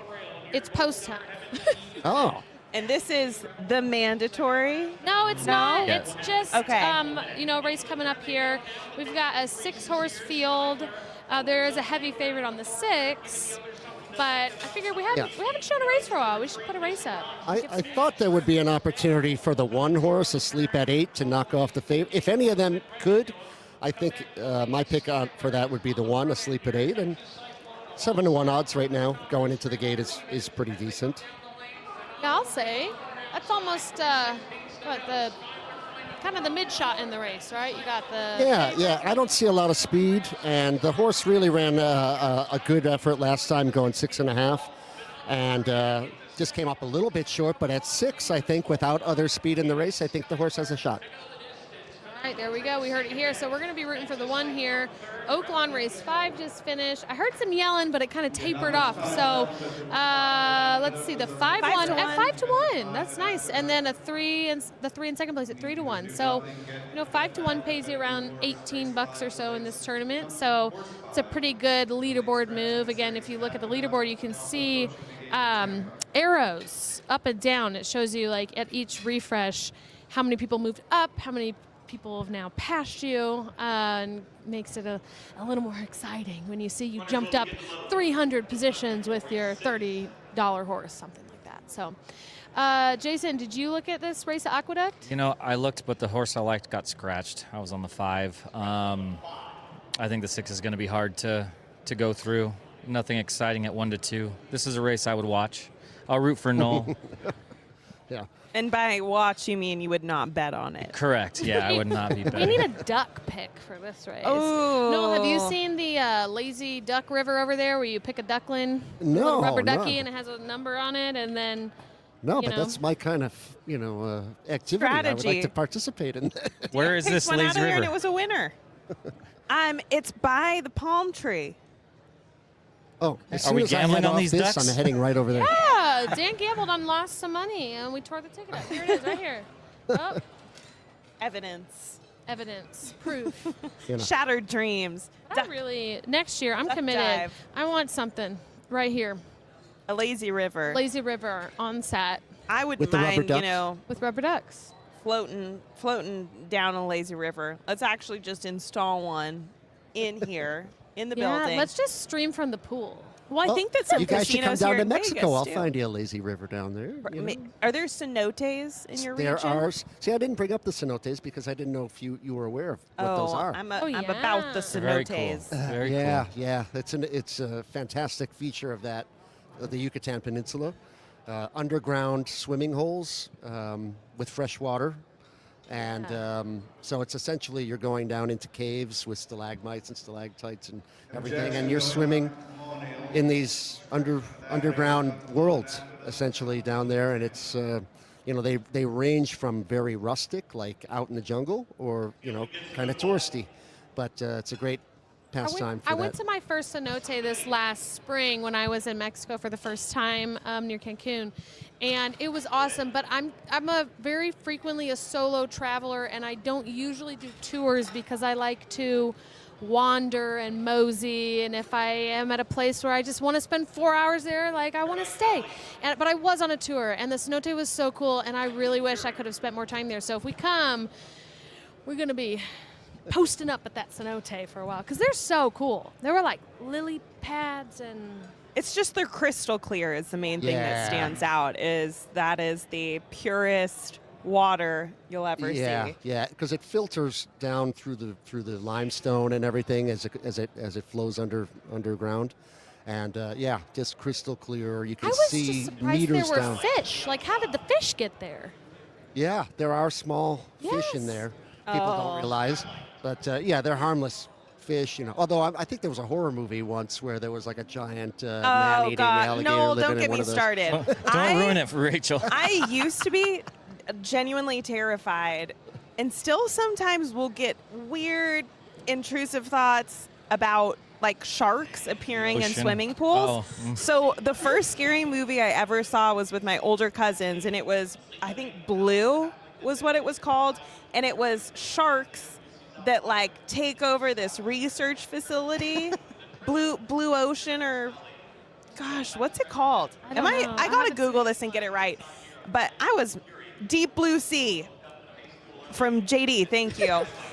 And it was terrifying, and there was like sharks in buildings, and sharks were put in places, in pools and bodies of water where they shouldn't be. And so, like the movie Tornado, where they're just like tornadoes and random, like, did not know. Like Sharknado. I've seen that.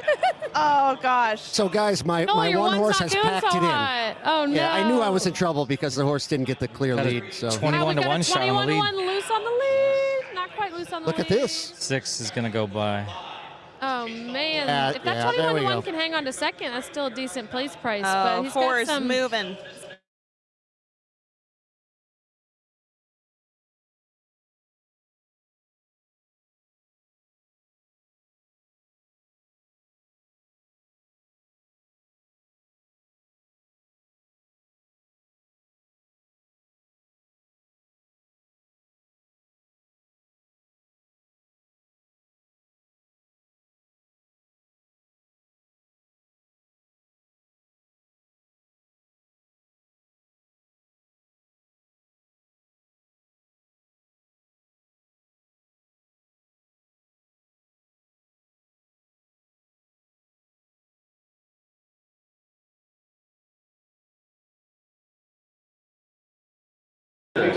Oh, there we go. We got it. Wait, stand by. goes after that. Boys back a couple of spots with Moralito, Sky Masterson. The two of the back are necessarily intolerable. So I'll receive all the way up to challenge Deportivo North Ship in the lead. I'll receive 3 wide. Deportivo to North Ship. Still standing in hand 20. Alexa. Not sober. Oh, do you speak Spanish? Yeah, I couldn't have said it better myself. Yeah. Awesome. Yeah, like we're gonna hopefully be launching some more Spanish content in the Spanish community soon. So I know everybody in the comments who is Spanish speaking, follow us, follow our Spanish channel ABR in Vivo on YouTube, and we'll hopefully have a more community for you soon. But I hear some yelling. I also know Dan is standing by with Chris Larmy, who has recently authored that new book I just showed you. So Dan, can you hear us? Actually, I was sorry. We were just watching that race at Tampa, which was pretty exciting at the end. There was a 7 to 1, 22 to 1, and the 3-horse won at 7 to 1. All right, Chris Larmy, battling all the ambient sound. I've actually just been standing here with you for a couple of minutes, just kind of getting your personal story, because I've known you through the Sport of Kings podcast. I know you through the NHC, and you told me this is the 20th time you've qualified for the NHC? Yeah, 20th time. And what did you tell me? What was your additional bit of your comment that you added about 20th time? I was the chairman of the Players Committee for the NHC for quite a while, just up until last year. So. Well, you also said to me, well, that just means I'm old. And I said, no, I said, that just means you're really good. I don't know about that, but yeah, definitely, I've been here 20 years. I'm pretty old, so. So let's talk about what you've accomplished here. You finished 8th here at one point, which is a massive accomplishment with all these horse players in the room. Talk about the grind. What it meant to finish in the top 10, and the grind to actually be there Sunday night when everything's on the line. Yeah, it is a grind, especially now. It used to be 2 days, and it expanded to 3 days. So you just have to stick with it. And if you get off to a slow start, you can't panic. You got to try to, stick with your game plan. And, sometimes it's your weekend, sometimes it's not. And I've had both. All right, so we know Alexa mentioned that we've got the book. We'll hold it up here. Betting on Horses, Key Insights from the Bet with the Best podcast. So tell us about it.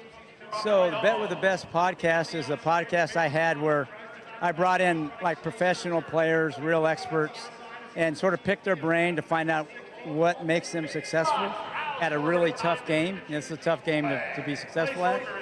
And based on those interviews, I thought, I ought to write a book. The reason I did that was to try to help provide some educational content on betting more than on handicapping. And so I thought, why is that important? Well, because betting's just as important as the picks. And if you don't know how to exploit an edge, then you're not going to be able to take advantage of it. I mean, in fact, if you talk to a lot of people, you hear them say, you know, I'm a good handicapper, but I'm a lousy at betting. And so that's what I was trying to address. And based on the content that I developed from the podcast, I thought, well, you know, I ought to put this into a book and really focus on what it takes to be a successful horse player, both handicapping and betting, and use all the wisdom that I had, was able to get the guests to share, and add some of my own thoughts in there and put it together in this book, Betting on Horses. And it's pretty comprehensive. It talks about everything from handicapping to betting to money management, horse player psychology, contests. Have chapters on contests. Paul Sherman was one of the people I had on the Bet with the Best podcast. We talked about him on how to be successful at the NHC. In fact, 2 years ago, Mike Gillum won. And when he won, I talked to him, and he said that he had listened to the podcast with Paul on NHC. He said he listened to it like 8 or 10 times, and he said it really helped him be successful. He actually won the contest 2 years ago. And then an individual who finished 6th last year told me the same thing. So, I mean, it's good content in there it's just on the contest side. But then I also, you know, talk about how racing has changed, and in particular, computer modeling, computer-assisted wagering, what that's meant, how it's changed the game, and how you can sort of adjust your play to try to take on a very formidable foe in the pari-mutuel pools, which are the CAWs. They pretty much dominate things today. So I want to touch on a part of that because, like, when I came in yesterday, I was, you know, I semi-jokingly said I'm making all my picks with Claude AI. You're hanging out with some of the, you know, the majority of people in this room are a bit older, and they've been doing this for a long time. Do you see them making adjustments for AI? Do you see new players coming in using those kinds of tools? Well, I think the younger generation definitely are into the computer modeling. And, you know, like Dennis Montoro, who I talk about in the book, you know, he started 4 or 5 years ago and has built a model, and he's a professional player now for several years, about 3 years, been successful. So, I mean, those, you know, people with that, the ability to adapt to that technology and use it, I think it's sort of the future, you know, computer modeling. How do you feel about that? Like, because I mean, you probably came up on just, you know, kind of being hunched over with the form, right? Like a lot of us, right? Actually, I was writing computer models 40 years ago. Okay, so I guess you're all for this. We were at the university. Okay, yeah. So I've always been, I don't use a computer model now, but I have in the past. I always felt like I learned a lot when I built a model, but I was still, by incorporating what I learned into my own, you know, human approach, I was still better than any model. I still think I am. I still take it on the teams. Well, that's the question. I mean, do you think your spots? You can't beat them at every race. They'll kill you if you try to bet every race, every pool. But if you find your strengths and you focus on those, and, you know, and you put the work in, you can still get an edge. And that's what I talk about in the book. So that's the question. 10 years from now, the NHC, let's say there are 5,000 players, for argument's sake, playing in the NHC 10 years from now. How many of those players are going to be using computer models or like some sort of AI-assisted programming to actually make their picks? It's certainly a lot more. I just hope there's still an NHC and horse racing in 10 years. I'm a little worried about the sport. But yeah, definitely I think you're going to see more and more people move towards it. And if you don't, you're going to sort of fall behind. All right. Let people know where they can catch you on a regular basis, listen to you currently, and also where they can get the book. Yeah, for the book, and I really encourage you. I think if you're a horse player, no matter if you're a beginner or you've been doing this for a long time, there's something in that for you. I mean, it's not me. I'm not telling you how to do things. A lot of really smart guys like Andy Beyer and Steve Christ, and you know, it's loaded. So if you go to Bet with the Best Media, that's all one word, betwiththebestmedia.com. You can order the book. If you get it now, I got early bird pricing. You know, I got to make a sale here. Put the pitch on. And if you want to just listen to, so I have guests on each week on my Sport of Kings podcast, the t-shirt. We look at like the big card for the week. And we focus on that, and I try to bring in a lot of talk about betting and make it educational as well. So the Sport of Kings podcast every weekend, you can get it on Spotify, Apple Podcasts, wherever you get those. Definitely a lot of ambient noise in here. And then my Bet with the Best podcast has been on hold till I got the book out, but I'll be starting that up again. So you can look for the Bet with the Best podcast to come out again here. Less than 20 minutes now. Way to stay composed with Frank Miramati shouting in our ears. We love Frank. And then the last thing I would just ask you real quick is, like, obviously, a lot of people have asked, hey, who's your best pick today? Not going to ask you that. For somebody watching, what's the most important piece of betting advice that you can give them? I think you have to, if you want to be successful, you have to be able to find an edge. You have to find some advantage that you have over the crowd. And to do that, you have to think differently. And so my biggest advice is you have to figure out how you can separate yourself from the crowd. And that's what it takes to be successful long term. And that's what I talk about in the book. Chris Lorme, betting on horses, key insights from the Bet with the Best podcast. Alexa, Rachel? We're here. We're here. I'm Thanks, just Dan. finishing. I have a dinner roll stuffed into one of my Rachel, cakes. They're eating on the set now. We give them time to eat on the set. Sometimes you need a little carb hit. Yeah, we gotta keep it rolling here. But we've had a set change. We're joined by Brent Traf, who is a pretty interesting person. He's I do my best. a horse player and a voice actor. I am a former, on-camera actor, but, eventually when you live in North Carolina where I do, it's hard to get on camera as much as when you live in California where I originally started. So voice actor it is. What's your best role that you've ever done? Well, I did an animated short for Pixar called Sanjay's Super Team, which got nominated for an Academy Award. I did all the voices for it and got invited to the Oscars. Yeah, that was very cool. I wish my on-camera TV work had been. I just do all the cop shows on TV. In the summer, I turned pretty. I just did that, but I never get the big roles on that. They just let me talk. They don't ever let me be on camera. Summer I Turned Pretty. Now that It's a special instant show. classic. Special show, yeah. What was that experience like? It was very surreal. I played a bartender, had my standard 4 or 5 lines. What can I get you guys? And just stay out of the way and don't take too much time on camera. My biggest lesson I learned on camera was working with Kiefer Sutherland on 24. I did a very small part with him, and I spoke my lines, and he said, hey, great job, man, great job. But just say it faster. I was like, okay, Kiefer, okay. And action. And we said it again. Went again. He said, okay, even faster. So by the time it went down, Kiefer walked up to me, and it sounded like he said, and I said, and I was like, there is no way on God's green earth anyone is going to understand any of this. But then I watched 24, and I was like, my God, there's a reason why he's the producer of the show. What was the line? Do you remember the line? I had like 3 lines. It was 10 years ago, but it was like, we've disarmed the bomb, sir. And he said, good, keep me posted. Yes, I will, sir. And I mean, it was something like that. But I mean, I couldn't make my lips go fast enough to get the words out. We're going to steal the Declaration of Independence. So I found out that when I just do the voiceover stuff, I have the script in front of me, so then I can speak as fast as I want to script. I've heard that, those terrible commercials for, a drug where they have rainbows and butterflies and then telling you all the ways it's going to kill you.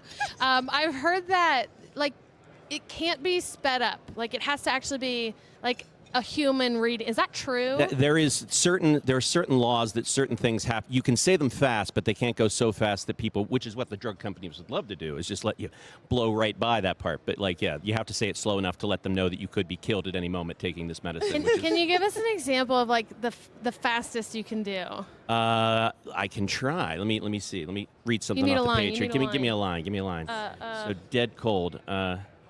Okay. And I'll do it in my disclaimer voice. Yes. Live from Las Vegas, day 1 of the National Horseplayers Championship, March 13, 2026. Wow. Pretty fast. See, the reason why I couldn't do this is I've been told my whole life I'm a slow talker. I'm slow to get the words out. I'm slow with the way that I tell my stories. And whenever I try and go fast, I can get real excited for Lil Wayne's verse. Great thing about and I voiceover get though all is you can mixed up. mess it up as much as you want and just do it over again. As long as you can do a lot of cool voices, that's fun. Yeah. What are the cool voices? Oh God, I can do so many. I mean, it's all I've done. I started doing this by reading stories to my kids, and then like all of a sudden you're reading Kermit the Frog, or you're doing Winnie the Pooh, like, oh, I sure would like some rumbly in my tumbly, some honey for my tumbly, and you start and then you start going, well, what if Kermit the Frog talked in a Southern accent? Well, I'm Kermit the Frog, and they talk like it. And you start combining the voices, and next thing you know, you're off to the races. You can pinch your nose, and, oh, this could be really good. And then if you do Kermit the Frog, pinching your nose, like, oh, I'm Kermit the Frog, and it just, at the end of the day, you spend a lot of time alone in your closet talking to yourself. And people don't call you insane, which is one of the few careers that you can do that for. So My 2-year-old nephew, if he's still watching, he's probably loving this segment right now. Oh. I trip out on all the kids' toys and the voices that they use and stuff. It's interesting how they I've latch gotten a lot onto into it. video games lately, too. So you can do all the video games like, listen, I learned this from Kiefer Sutherland. You just get close and talk in a deep, deep voice, and everyone loves you for video games. So. Ooh, yeah, where you're like the old mage Yes. that they've got to approach the warlock. NPC. Exactly.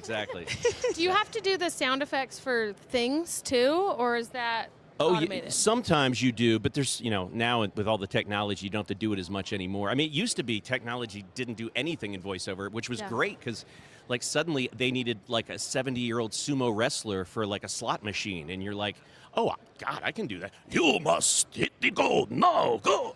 But now it's like everything's got to be appropriately cast. So like, I'll get calls from like other people. It's like, hey, do you happen to know a SAG eligible Asian man, 85, with a speech impediment? Sure, yeah, I got one of those. Let me find one, because it has to be exactly that. It's like, it's just crazy now. This is wild. Yes. Jason, do you have any voice acting Yeah, let's hear it, abilities? Jason. What's your best impersonation?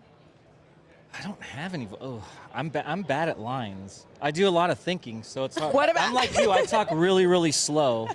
I mean, if I'm given something, I can maybe try to read it. You but are kind of when a I slow talk, talker. When I talk fast, usually my Hispanic accent comes out, and people can't understand me. They're like, "Are you Southern?" I'm like, "No, I'm not Southern." So I try to talk slower and enunciate a little bit more. Speaking of talking fast, I was in a very precarious situation 1 week ago. This just happened. Staying at a hotel, and I got a job for Books Flowers, and so I had to talk for Books. Now, I had just gotten out of the shower, and I'm going to the Burbank airport to try to catch a plane home. Well, I was like, oh, God, I'm out of the shower. I just was talking to my friend Steve DeCasters about horse racing. I was like, God, I wonder if they'll just wait until I get back. And I, texted, they won't wait. Okay, I can do this. So you build a pillow fort in your hotel room, and it's 3 couch cushions. And this one, you build a pillow fort, and you kind of stick your head in like this. So I'm like, buy Books Flowers for $24.99 and use promo code blah blah blah blah blah. All of a sudden, I hear a ah. Mind you, I had just gotten out of the shower. I was buck naked In a pillow on fort. my hands and knees, bent over with my head stuck in a mattress as this wonderful, Latina woman walked in and saw all you could see. My derriere was Your Books Flowers were on display. And what was funny is I was so worried about the job. I was like, I just heard, ah.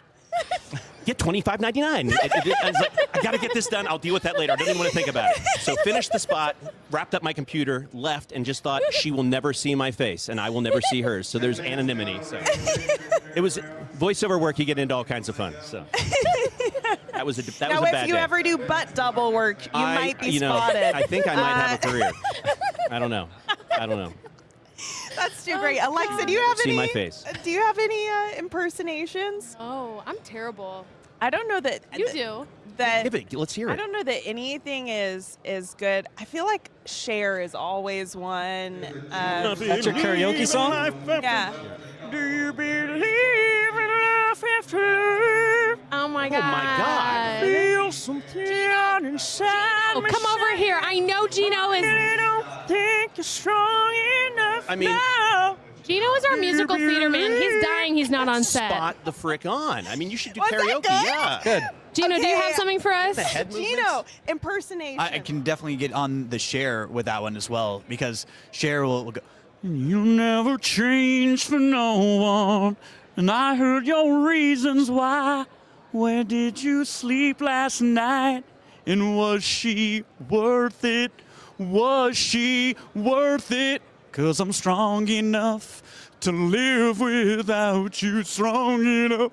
So I like the Cher one that you were just For going sure, for. share. out of the water. Absolutely. It's gonna, Any day of the tight, week. it's a tight contest there. I don't know if I Gino, give clear. Put a wig. Put a like a wig on it. 18-inch Yes. wig bust down on 100. Can you do share? I don't. Do you believe in life? I've never tried share. I do so many. I'm Cher. It's back in the throat. Coming from like, It comes from down within. I go right to Kermit the Frog. Somehow Cher and Kermit the You Frog. know, I saw Cher at a horse race. Wow. I saw Cher at California Crown. Really? R.I.P. And she was glorious. She was this tiny, glorious thing. She wasn't human. All Was she decked nice? out in I chrome don't know, I didn't hearts, talk to her. everything. She's good Oh, she friends was of Belinda Stronach, so she was out there to present the trophy, a Chrome Hearts trophy, and yeah, she just had an air and energy. Cher. Armenian, just like Greg, he had to shout that out. I actually didn't know that. By the way, shout out to our production team that make all this possible. Greg Charkoudian, J.D. Mitchell, Alex Probst. Literally, like, they've been here for days and days setting this up and making it all happen. So, and I'm sure you know everything that goes behind the scenes to pull any kind of production off. I'm amazed at how smoothly this all runs and how well everyone does at their jobs. I wish I could be this good at anything. So, well done. Okay. What you are here because you're good at something. Like, you're here to handicap. You are qualified. We haven't gotten there yet, but you are qualified for I am. NHC. I'm qualified. So, where does horse racing come into the picture? You know, my biggest, the thing I like the most about this event is just coming to see all my buddies. And so I make it a habit to try to get qualified as early as I possibly can. So I knocked that out February, like 10th last year. I won an online one and checked that box.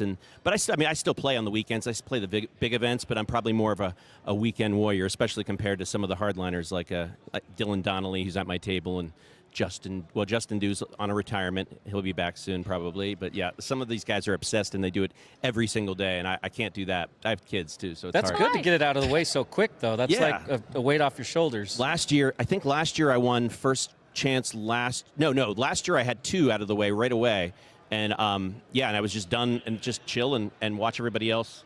Sometimes our group is really lazy, though, and they don't think to get qualified till like almost December. And I'm like, dudes, we got to get together in Vegas. It's no fun if we don't. I procrastinate and wait till the end of the year, and then I don't get in like this year. And I need to start doing what you do and start just jump sooner. on it. Jump on it right away. It's good. It's good strategy. Yeah. Proactive, Wait, jump in. can I put you to work and not pay you the associated fee, because we have a line read to do, and I want the professional to do it. Hey, oh my God. Okay, this is so cool. So this is for our partner, morningline.io, and from the true professional. Oh, nice. Okay.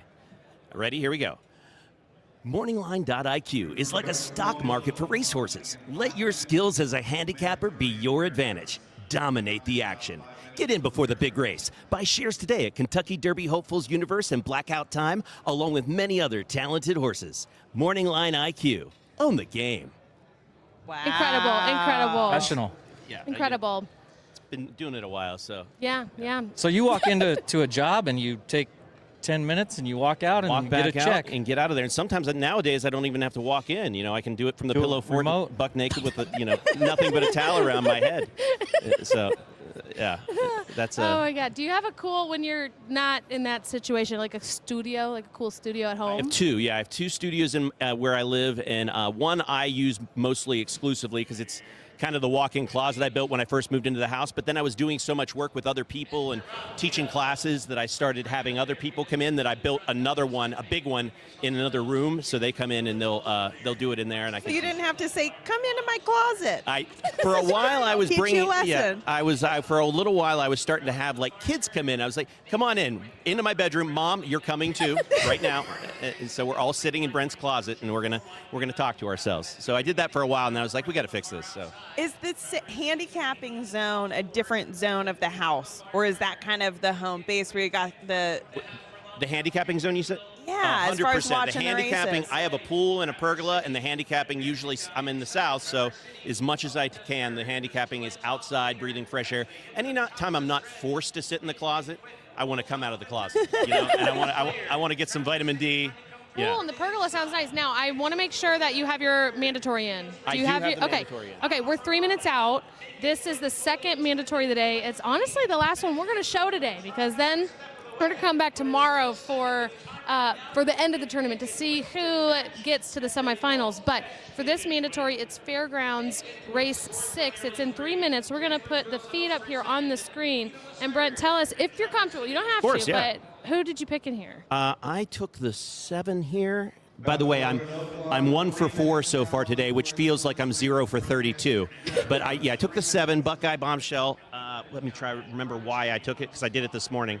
Kenny McPeak just seemed like he's coming into good form. A lot of these horses are coming off layoffs. I thought he's going to be fresh, fit, and he's also got an interest in getting to the front. And there's a lot of these that are coming from off the pace, so I thought he might get some soft fractions up top and just take him end to end, or be sitting right off it and be able to get first crack at the leader.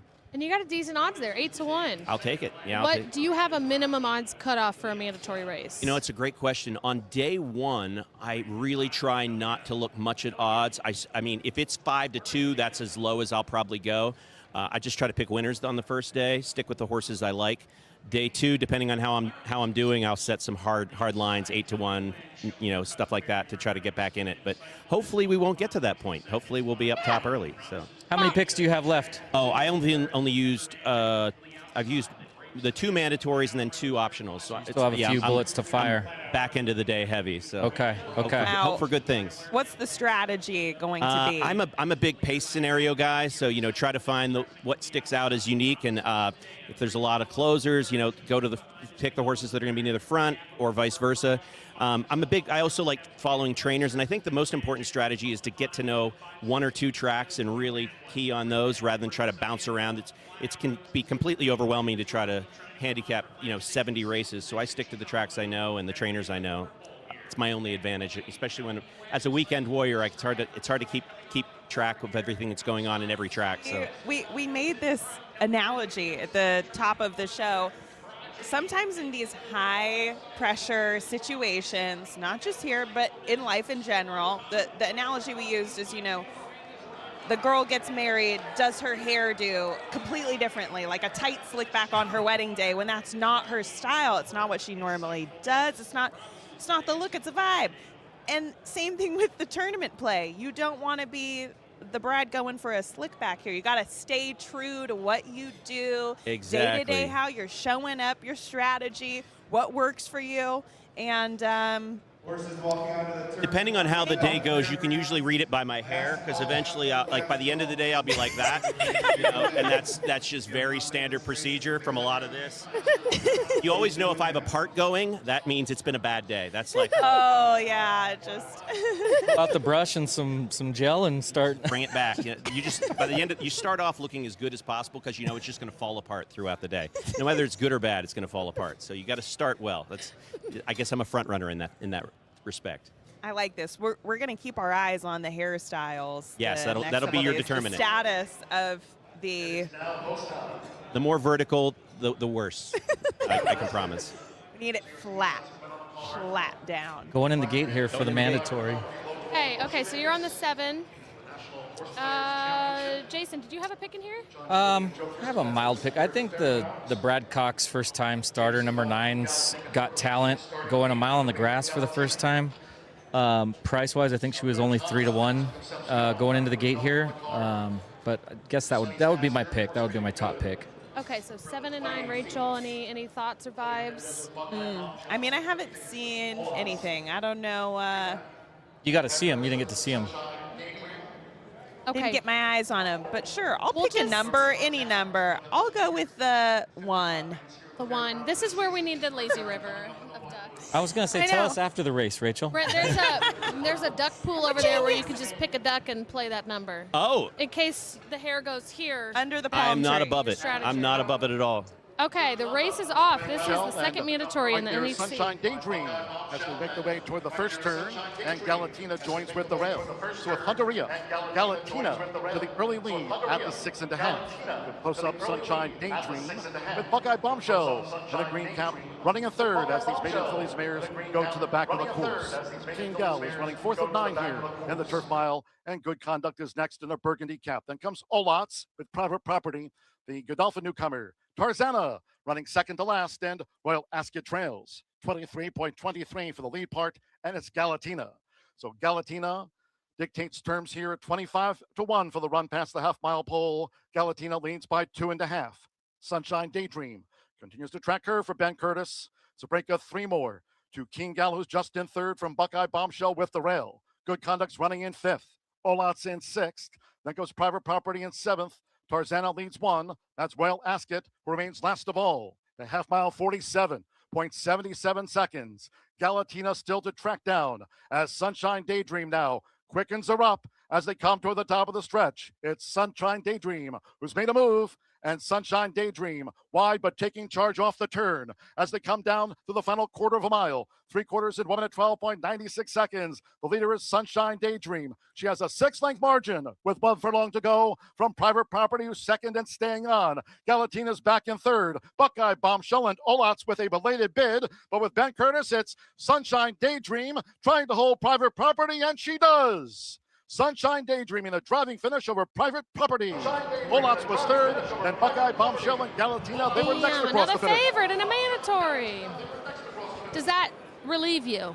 Yes. The favorite, if you got to get beat by the chalk. That's for sure. Yeah. Your 7 made a move towards the end. I mean, it's just so far back. He was hanging around and just, it seemed like just evenly, and just didn't have it at the end. Didn't have enough left.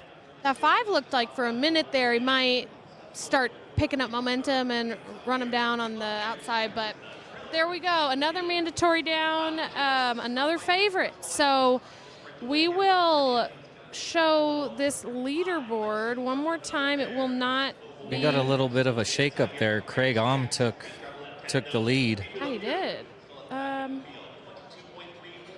having trouble adding the leaderboard to the stage. Greg, do you mind helping me with that? But you're right. Craig Ohm is now the leader with 121. There we go. So we've got George Novick in second place, 112. Stephen Thompson and Mike still at that 100. So Mike's been passed by 3 people. But there's still much tournament to happen. Thank God. Yeah. Lots we can look forward to. Brent, we really appreciate having you on. My pleasure. We might have to send Dan over at some point to get some more I'm fun here for you voices guys. to spice it up. So. Or just to entertain you with silly voices. So 100%. We will look forward to tracking your name on the leaderboard. please do. Hopefully it'll move up. Do it. Thanks, Meet guys. you, Brent. Thank you very I'm much. talking faster already, just sitting next to you. I want to talk faster now. And you're deeper. You've got nice resonance. It's working. All right, I'm going to be out of work soon. I got to get out of here. Now you're going to get a lot of people for your classes now. That is like, true. okay, Yeah, hit me up. Coaching sessions at the NHC. Absolutely. There We'll we do go. a side hustle. If you don't get in one year, which you will, but if you ever don't, you just set up a booth over here and coach That's it. voice lessons. Absolutely. Step into my closet, folks. All right, thank you, Brent. We appreciate All having right. you on. And really, truly, guys, this is kind of a wrap for us. We're gonna call it today. We will be back tomorrow. I see a couple comments rolling in. Alexa, before we go, Yeah. I got to give a pick out for some walking around money. This Do it, do it. isn't rent money, but this is going to be some walking around money for everybody. Race 4 at Santa Anita, number 5, Tulavia's World on the grass. She's going to go to the front. I want to see her in the front. I think she's going to go all the way. Okay. Get to the wire. 6-1. Glad I kept my earpiece on just for that. 6-1. 6-1. All right, that's a price. Basically, Jason's buying dinner after that horse comes in. Yes. Little walking around money. We did see, but before we sign off, Alexa, I need you to pull in this special comment for when Jason does get walking around. Oh my God, you're right. See, I saw this comment come in, and I didn't know what it meant or who it was, and I mistakenly ignored it. But let me scroll back because it was a while ago. Boom, found it. Hope Jason's paying attention to that advice. And Jason, I have heard that this is your girlfriend, and the advice she's referring to is buying nice things for your lady. Yes, that's my girlfriend. Now I'm going to have to buy some things, I guess, every trip I take for racing. So. Well, you're in a great place for shopping. Absolutely. So I'm going to have to, I think it was Joel. I don't know who else said something before, but they were talking like some pretty pricey Designer bags? Yeah. Yeah. So. No, I don't know why you're talking being reserved around that. If you hit this, you got some good walking around money. We're going to win some money. It's going to be fine. Put another $20 on the floor of Santa Anita and fine. give it to her. Think about it. It's good karma for you.